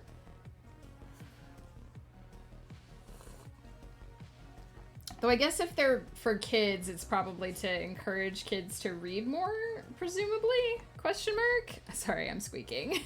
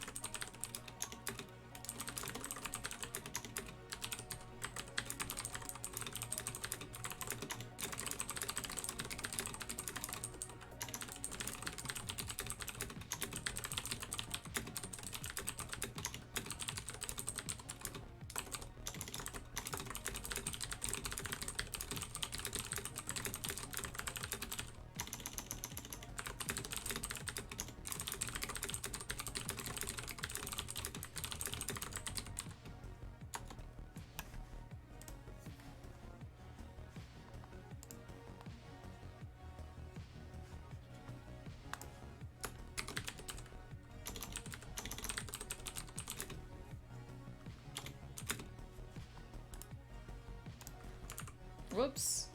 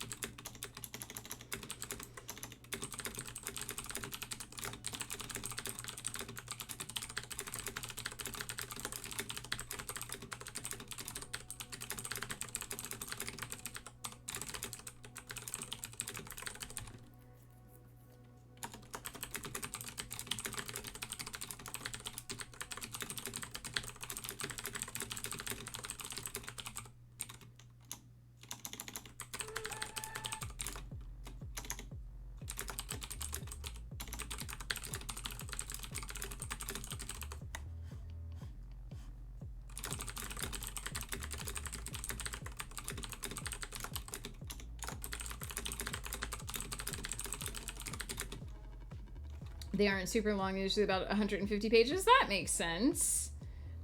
Nancy Drew has 6 ghostwriters, 2 of them being guys. Interesting. 6 ghostwriters is quite a lot. I know I stopped reading VC Andrew books in part because I found out that she only ever wrote the first one, Flowers in the Attic. And after that, she died, and all of her other books have been ghostwritten by a guy. So it's just kind of like,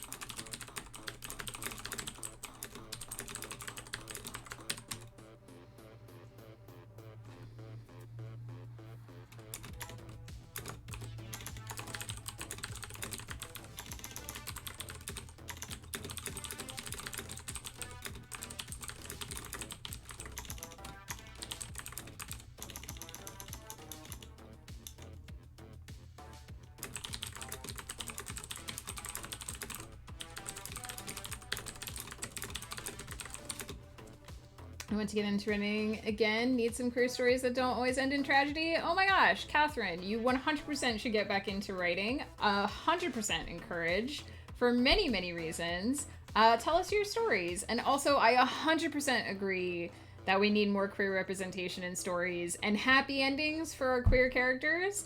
And I very much try to write a diverse cast for this very reason. I believe the LGBTQ plus community deserves to have stories that they can identify with and that don't just leave them sad from, well, I don't have to say, So yeah, that's 100% one of the things that I think is important as a writer is to tell stories for everyone and to let everyone see themselves have good things in stories. I love apocalyptic stories, but the LGBT characters usually die. It is a reality that usually the LGBT characters don't get the happy ending.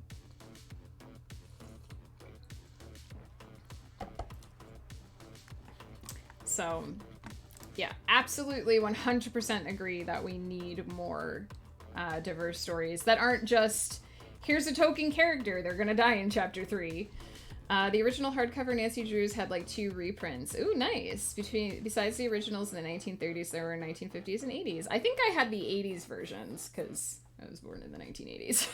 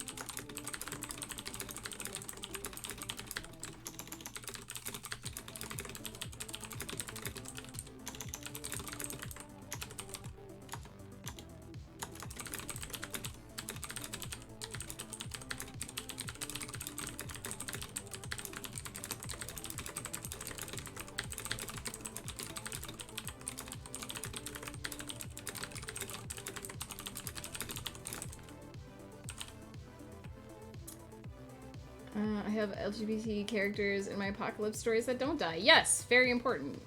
Hey, immortal LGBTQ characters are still immortal LGBTQ characters. I said the same thing. You know what? Words are hard. One that I'm working on right now is pretty heavy, but I'm not having a tragic ending.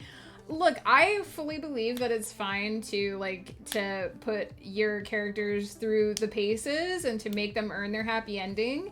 It's just that, like, the LGBTQ plus characters very rarely get to have the happy ending, even if they earn it. And so I think it's really important to show that, like, everybody deserves to have their happily ever after from time to time. I know not every character is always going to make it to the end, but I also don't think books have to have a large body count to be significant or to tell an impactful story. So, like, yeah, every character is gonna, you know, not sail through life because we wouldn't want to read about them, but that doesn't mean that it has to end in tears every time. Like, come on.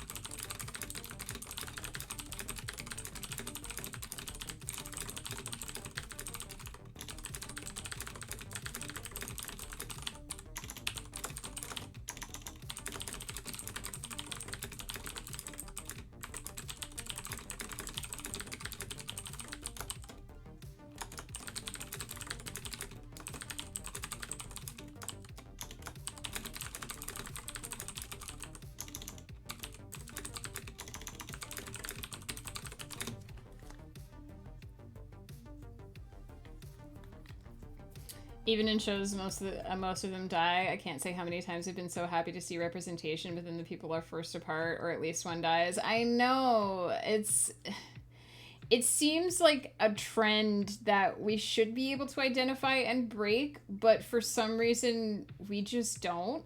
That's why I was so happy when I watched Lucifer, and again, spoilers quick for Lucifer, but that's why I was so happy about Eve and Mazikeen. Like, I was so glad that they got a story arc in season 6 because it was so important, I felt, for them to have that part of their story.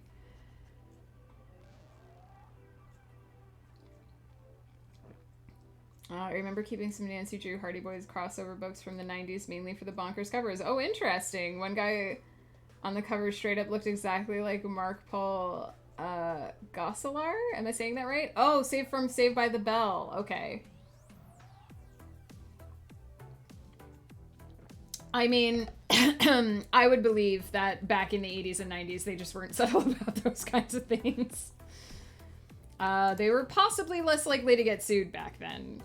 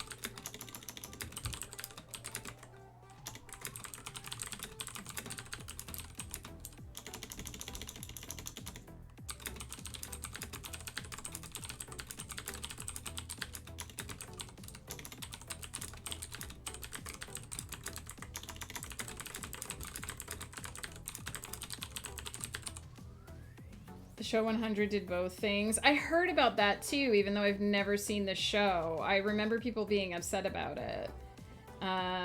Forced them apart, they come back together, they're forced apart again, but that wasn't enough, so they killed one? Oh no.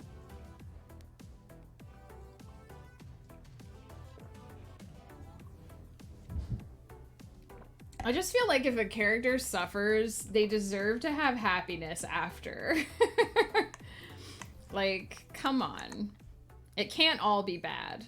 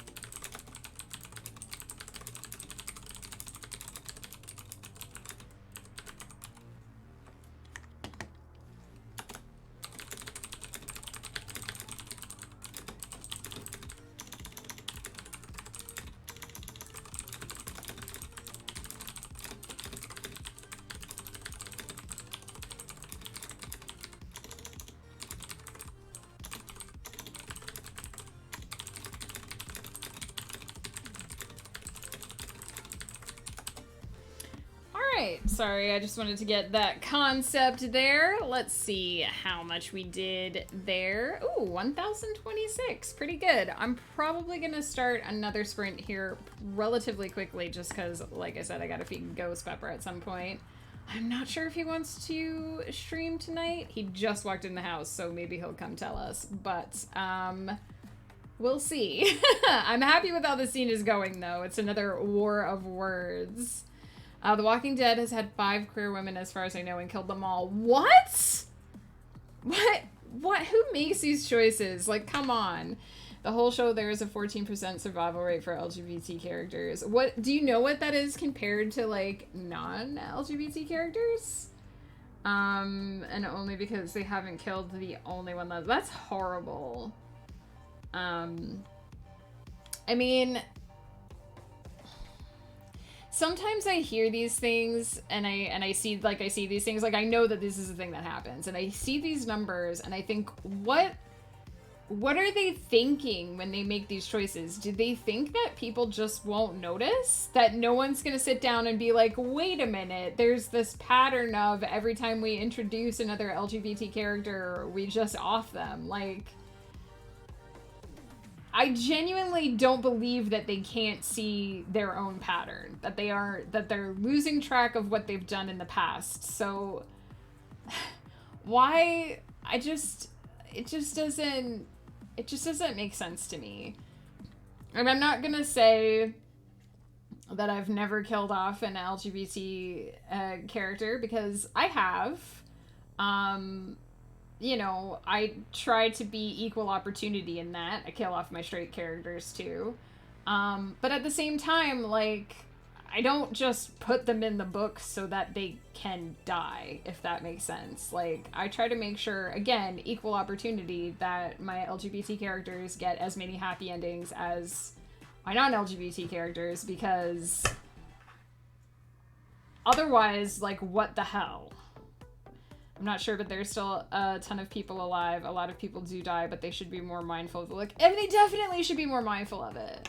I think it's fine to kill LGBT characters, but all of them is wild. Exactly. No, I'm 100% on the same page. And the thing is, I don't think anyone in the community, you know, LGBTQ plus or allies, are saying you can't ever, like, kill an LGBT character. Like, I don't think that's what anyone wants. I think people just want to be able to read a book or see a show or watch a movie and not have this sinking sensation in their gut as soon as they realize that a character is, you know, an LGBTQ plus character, and be like, oh no, that character's gonna die. When is it gonna happen? Like, you shouldn't have to sit through everything in fear that, like, it's just gonna blow up in your face if you get invested in that character. That should not. It's 2022. Come on. We can't write stories where people don't have to be feeling that dread.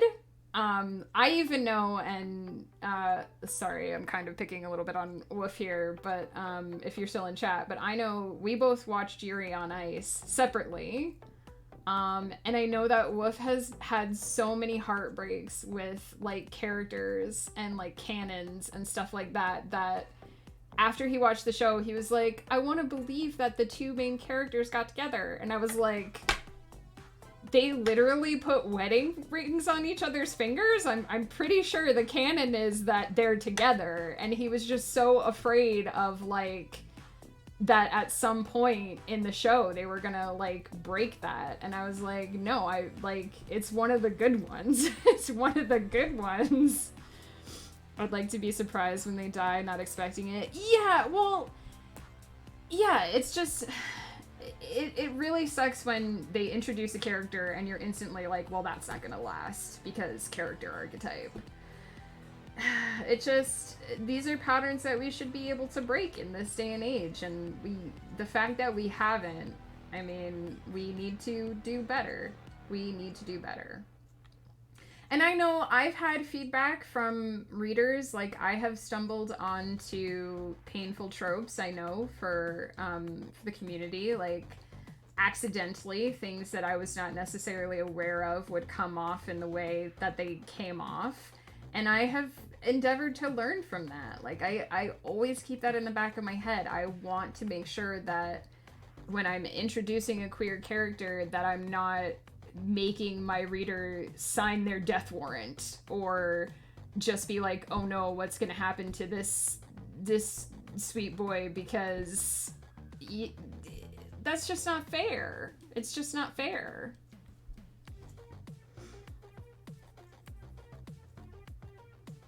I could go on about that. This is something that I could soapbox about. I really could. And I have mentioned several times before on stream that I feel like it's important to write diverse characters partially for this reason, because there aren't a lot of stories out there for the queer community that really embrace their queer characters and treat them the same way that they treat their non-queer characters. And I just feel like that's so wrong. The couple in a show I watched had literally just kind of been more officially together, and I kid you not, 5 minutes later in the show, one of them got shot. Oh my gosh. Oh my gosh. Sometimes I'm like, maybe they don't realize they're doing it, but then I'm like, no, they have to realize that somebody has to, like, because there's more than one writer for most of these shows. Someone has to stand up in a meeting and say, do we realize that we've killed off all of the gay characters? Like, someone has to initiate that conversation, because how could they not notice? How could they not notice?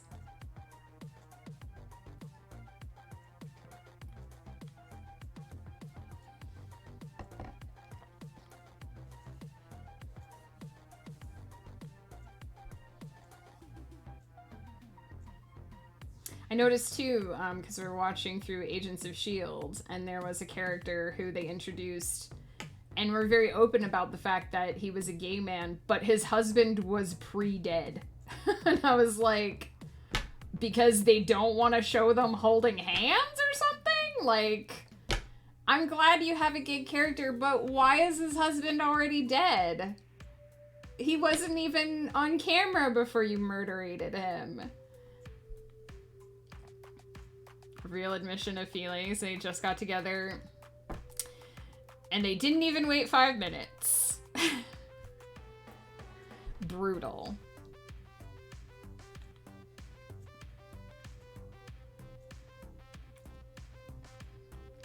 This is something that I genuinely hope that more writers do better in the future and are more aware of in the future. Not just like book writers or indie writers or mainstream writers, but just in general, anyone who's sitting down to make a show or a movie or whatever. Like, it doesn't take, honestly, as someone who does it doesn't take that much extra effort to just be like, okay, what is the story arc for my queer characters? Are they getting enough on-camera time? Do I feel like they're getting satisfactory endings? Like, I do that for my other characters too. I do that for every character, really. So it's not that hard to just be like, okay, am I doing something with a tired trope here? Am I dropping the ball? Like, don't get me started on Supernatural. Yeah, I've heard, I haven't seen the show, but I've heard many a discussion about that as well. And I know what the fan canon is, the fanon, I guess it's called. But I guess that some of the actors have, like, been vocal about it. Queer coding drives me nuts. Yes. Yes. The hill that I will die on is that they wrote Captain America and Bucky as boyfriends, and then they were just like, no, he's really not gay. And it's like, but they're basically married. Like, the sexual tension in Winter Soldier is palpable. I actually stopped watching around season 8 or 9 because of the queer baiting. Yeah. And some people don't believe that queer baiting exists, and I've had to have this conversation, like, so many times where I'm like, look, people aren't making this up. People aren't seeing things that aren't there to be seen. This is a thing that writers do. This is a thing that writers have done for years, because in the beginning they had to hide queer stories because they wouldn't be accepted, and now it's basically been turned against people to be like, hey, we're a friendly show. No, we're not.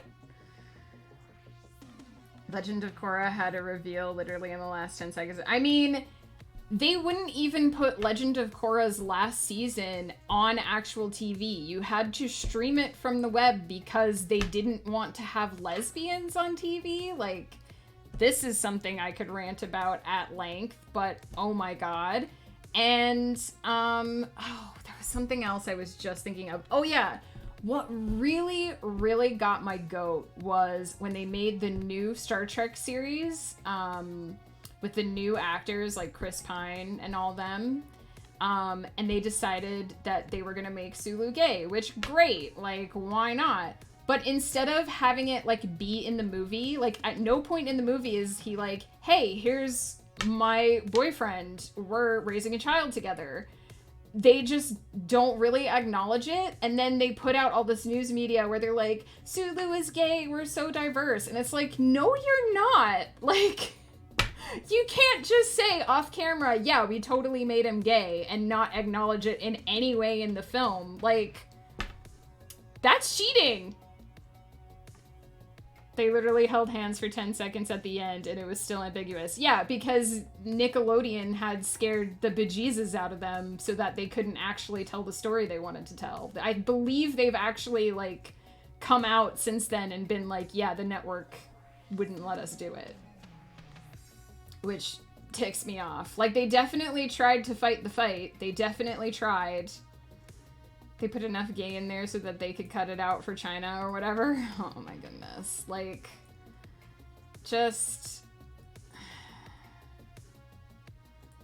We can't, like, cheese it and then say we're doing well, because we're not doing well.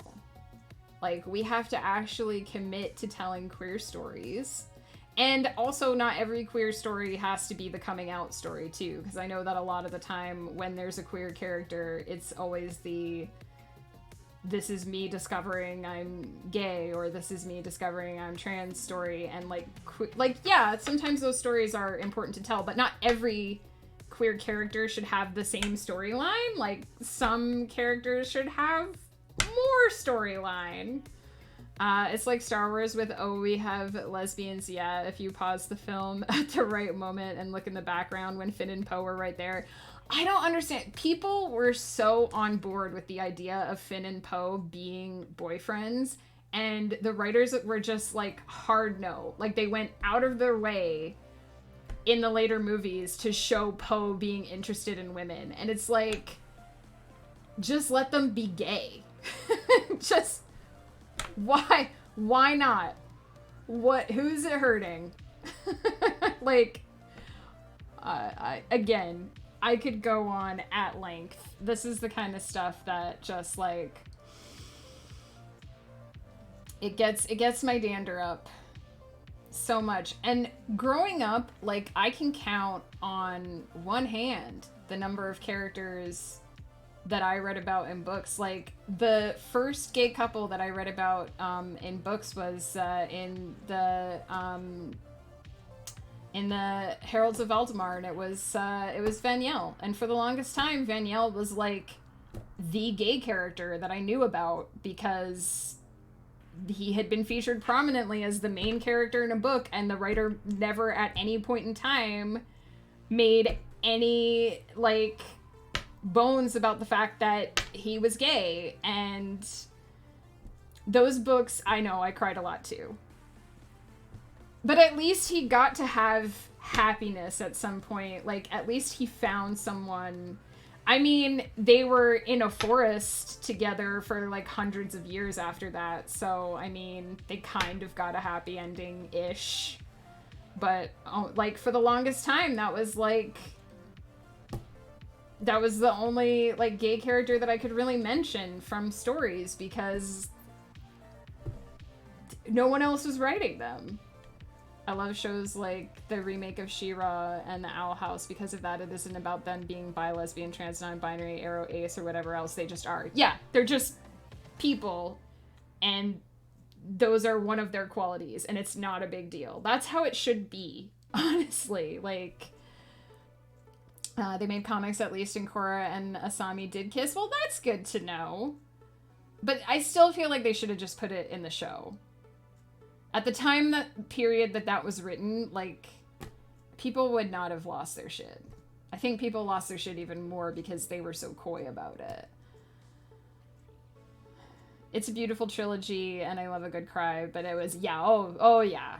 I read those books, I think, 15 years ago now, and yeah, it's still pretty, well, I mean, in all honesty, I think Veniel was probably, I have a lot of inspirations for Dameron, but I think Veniel was definitely one of them. Like, I definitely don't know if I would have been able to write him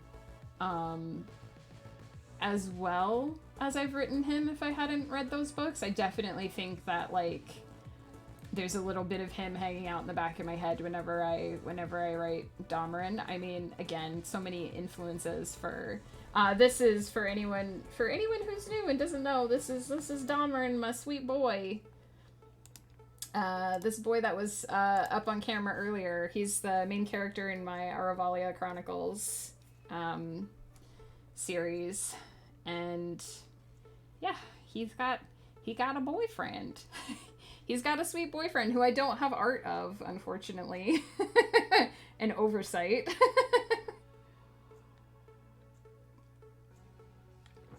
But yeah, definitely took inspiration from that series for sure.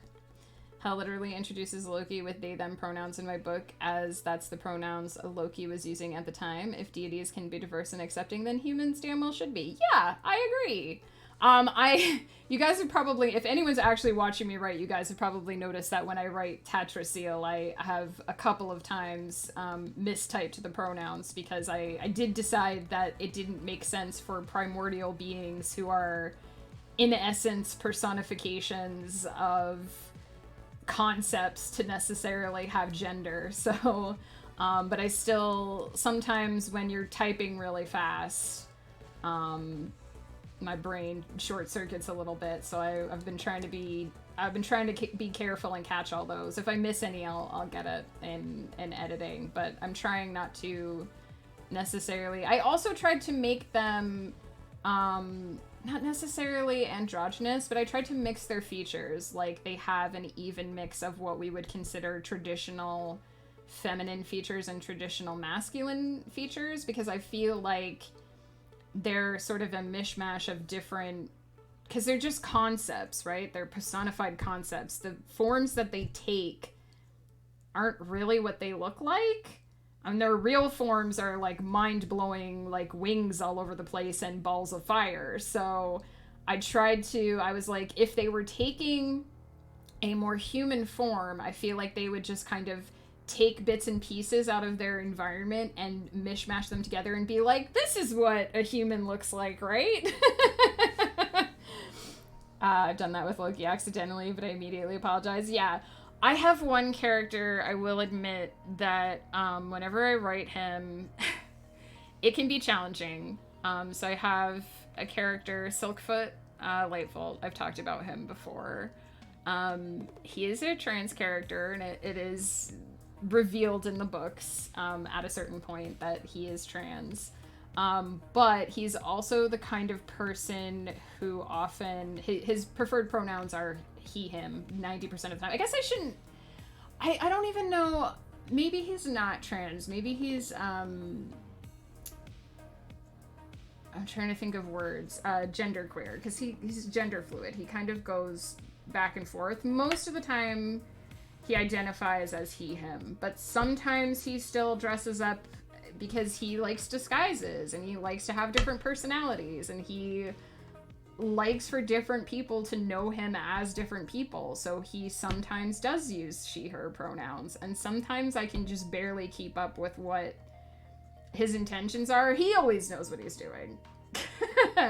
But sometimes when I write him, I'm like, am I doing this right? And I have people in the community to read through my stuff and say, okay, you shouldn't word it this way because that kind of sounds like you're undercutting your character. And I'm like, panic breathing into a paper bag.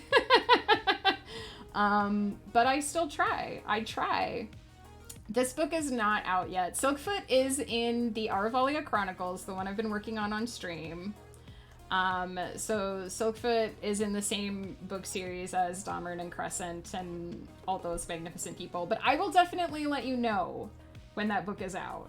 And just so you guys know, there, like, if Woof is still lurking in the chat, he can attest to this. Like, there is a lot of me sending out of context scenes to my LGBTQ plus readers and being like, is this okay? Did I do this right? What do I need to change? And there are a lot of, you know, hour-long conversations of maybe look at it from this perspective and try to avoid this cliche.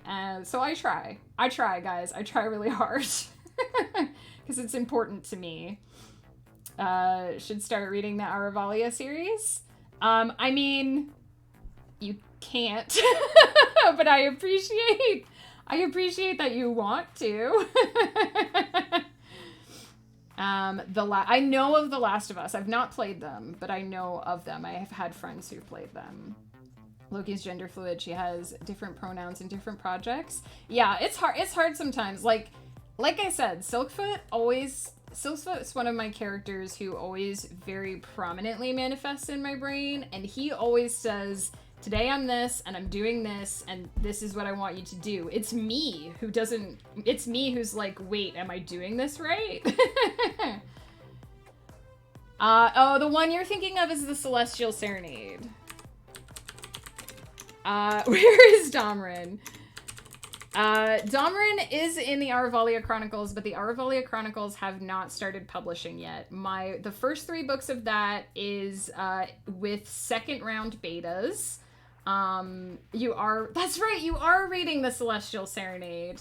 Yeah, the Aravalia Chronicles has not started yet. The other one that I have out is Eternity's Empire, and I promise you that there are diverse characters in that one too.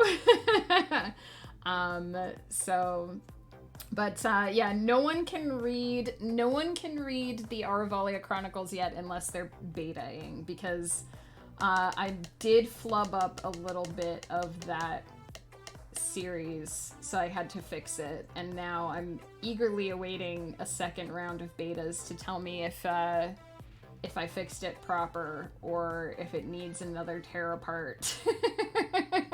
I promise I will let you know as soon as you can buy those books, because I have you on Discord and on Twitter, so I can definitely let you know as soon as they exist. They're pretty good with diversity, especially at some point in them there's a trans boy, and it's so cool to see that since it's like 35 years into the apocalypse, but they aren't ignoring the fact that being trans was a thing. Exactly! And it wouldn't stop being a thing. So that's good to know. Maybe I should look a little bit more deeply into those 25 years. No, it's okay.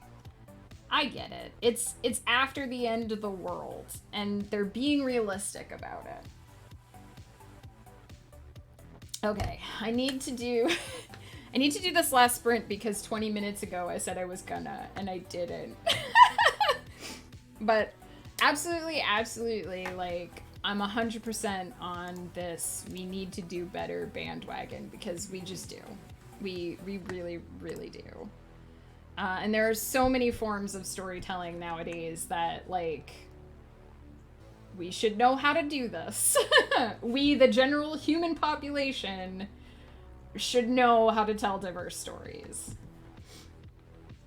And I maintain that, like, even though I always am, like, double and triple checking to make sure I'm doing it right, it isn't actually that hard if you put effort into it. People from the community are definitely willing to say, hey, I love that you're writing this, but maybe be a little careful about this aspect, or take a second look at this paragraph, and are super chill about the fact that you're actually, like, trying to do it justice. So, like, I think some writers get afraid of diverse characters, but don't be. Like, do your homework, talk to people in the community, have beta readers from the community give you feedback. Like, listen to what they say, take it to heart. If you make a mistake, don't, like, panic. Just try to learn from it, and that's it. That's all it really takes. And I mean, if you're writing a book about rocket science, it would be exactly the same. So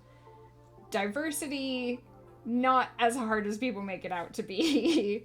25 years into it, and the boy is only 13, so it's even more a point that it's something that goes beyond what we know right now. Yeah, exactly. Hey, Bird of Inferno, you're just in time for our last writing sprint of the day. How are you? What are you up to? Where did I stop? That's always the thing. I think the idea behind this was that she was trying to convince her to go back. I'm actually on 15.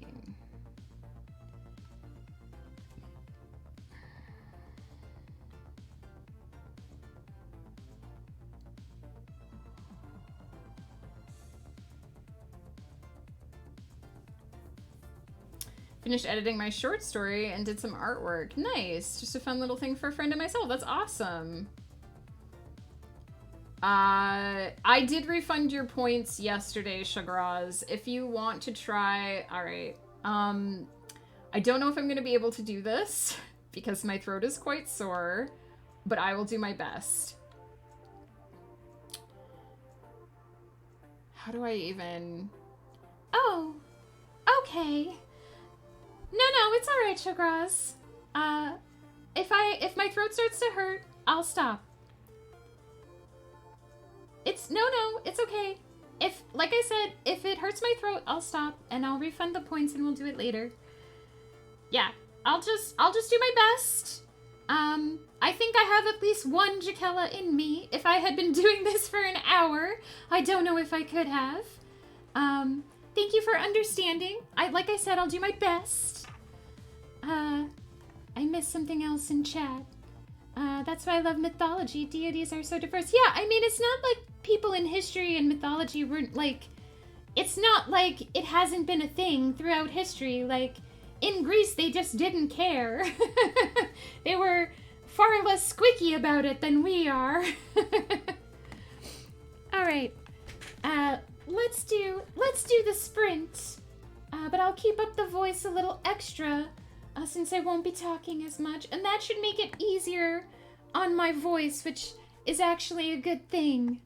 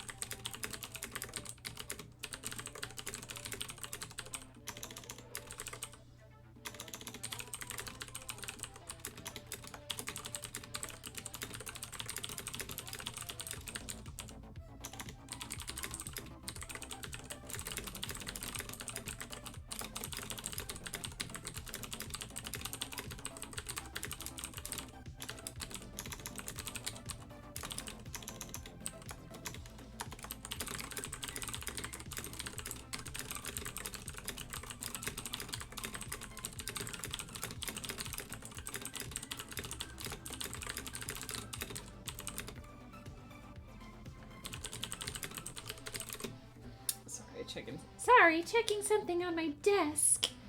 Oh my goodness, I forgot I was Jakella for a moment.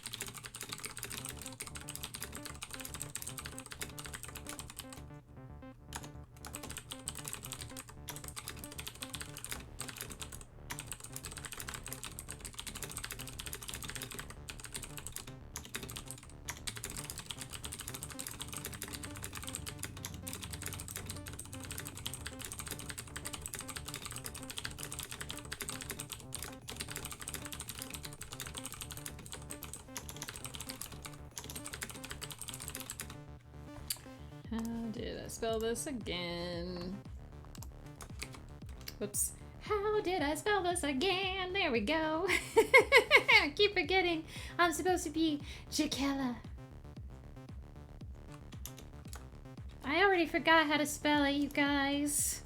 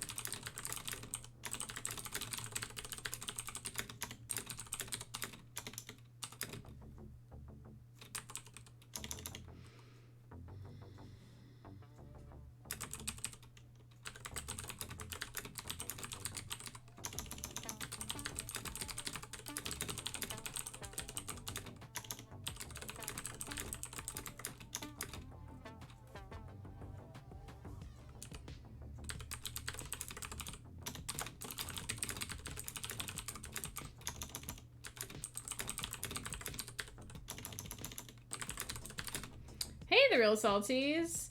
Only been on for 10 minutes, just waiting for my friend to talk to you who'll be working on the script. Nice! Good luck, salties. I hope it goes well.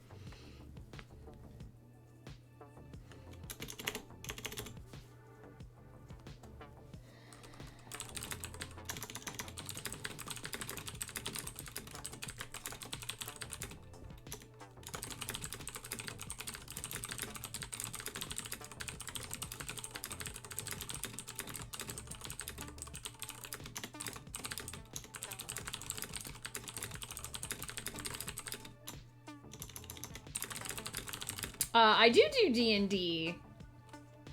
Oh, sorry. I'm supposed to be Jakella. Oh my goodness. I do D&D.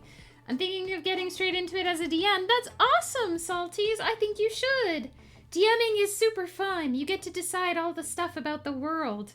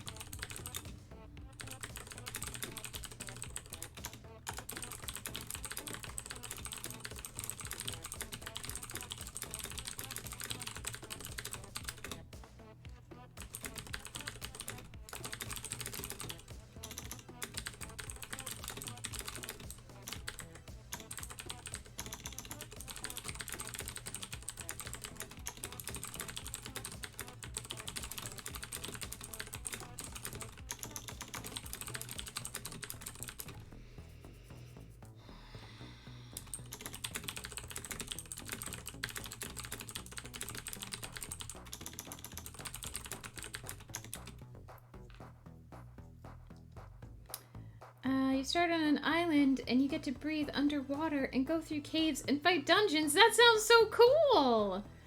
I think that's a great idea to homebrew. I love the idea of an underwater dungeon.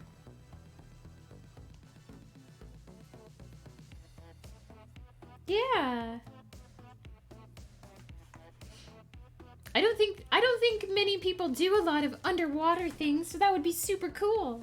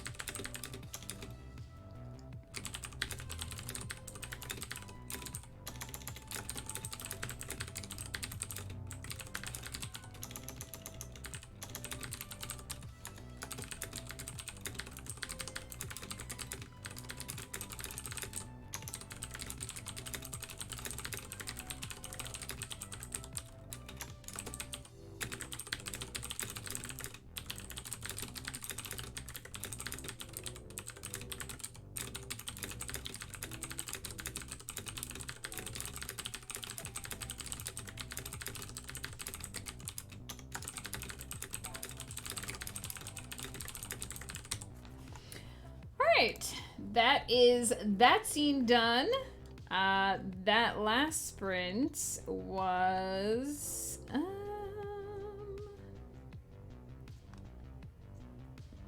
how many words did we write?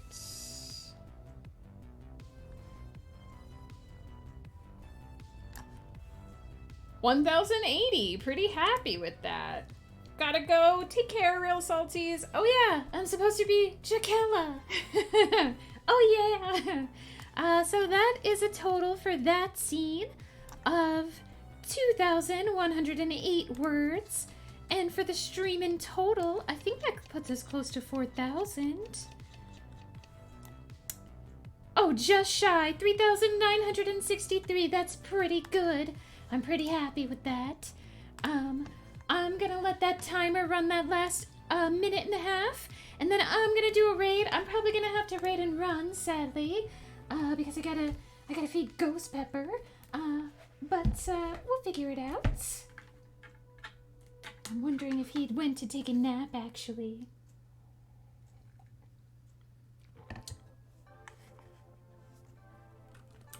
I worried that my music had stopped. I guess I just came on in between songs.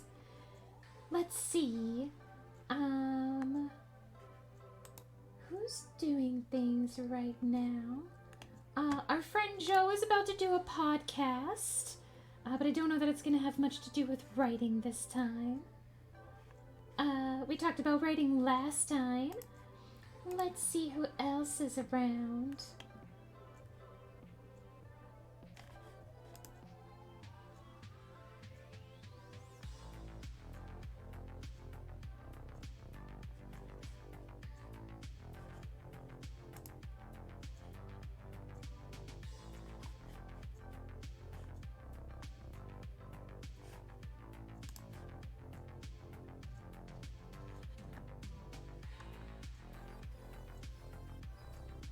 I think we're gonna raid somebody that I haven't raided before, named Strawberry Belle. Someone I've been following for a little while but haven't gotten to raid yet. So I think we're gonna head over there. Thank you so much. I'm gonna end the stream as Jaquella, because it was redeemed. So thank you so much for hanging out with me. I'm sorry if this was a little bit of a disaster stream. I'm definitely a little more all over the place than I thought when I started the stream. You know, cold medicine can only do so much. Mindset match. See you next time. Thanks for the co-productive lurk. Thank you so much for hanging out. I'm sorry that we're wrapping up, but I hope you got to lurk for a while. I'll be back tomorrow morning, my time, 10 a.m. PST. We're going to be working on this same story. If I end up feeling really crappy, then I probably just won't turn on my camera. I'll just use the me tea. But I definitely will be there. Even if I'm sick, I gotta get the work done. Everybody, please take care. You guys are so awesome. Hanging out with you is so great. I'm sorry about running so quick at the end. But like I said, gotta get the dinner stuff done. Gotta feed the man in case he wants to stream. Although I have a feeling that he may have snuck in for a nap after he got home. So we'll see. I hope he's feeling better, because otherwise it's a bad sign for me, because I caught whatever he has. Thank you all so very much. I really appreciate it. I know I'm repeating myself, but you guys are the best. Absolutely the greatest. Please keep telling your stories. Please keep hanging out. Please keep spreading the love. Let's do raiding. I see that Bird of Inferno is already hanging out in this chat, so I think this is a good choice of a raid. Please feel free to use any emotes that make you happy. It's all about spreading the love. But if you have the little octopus, feel free to use them. I'm gonna go back to my voice for a hot second. I love you guys so much.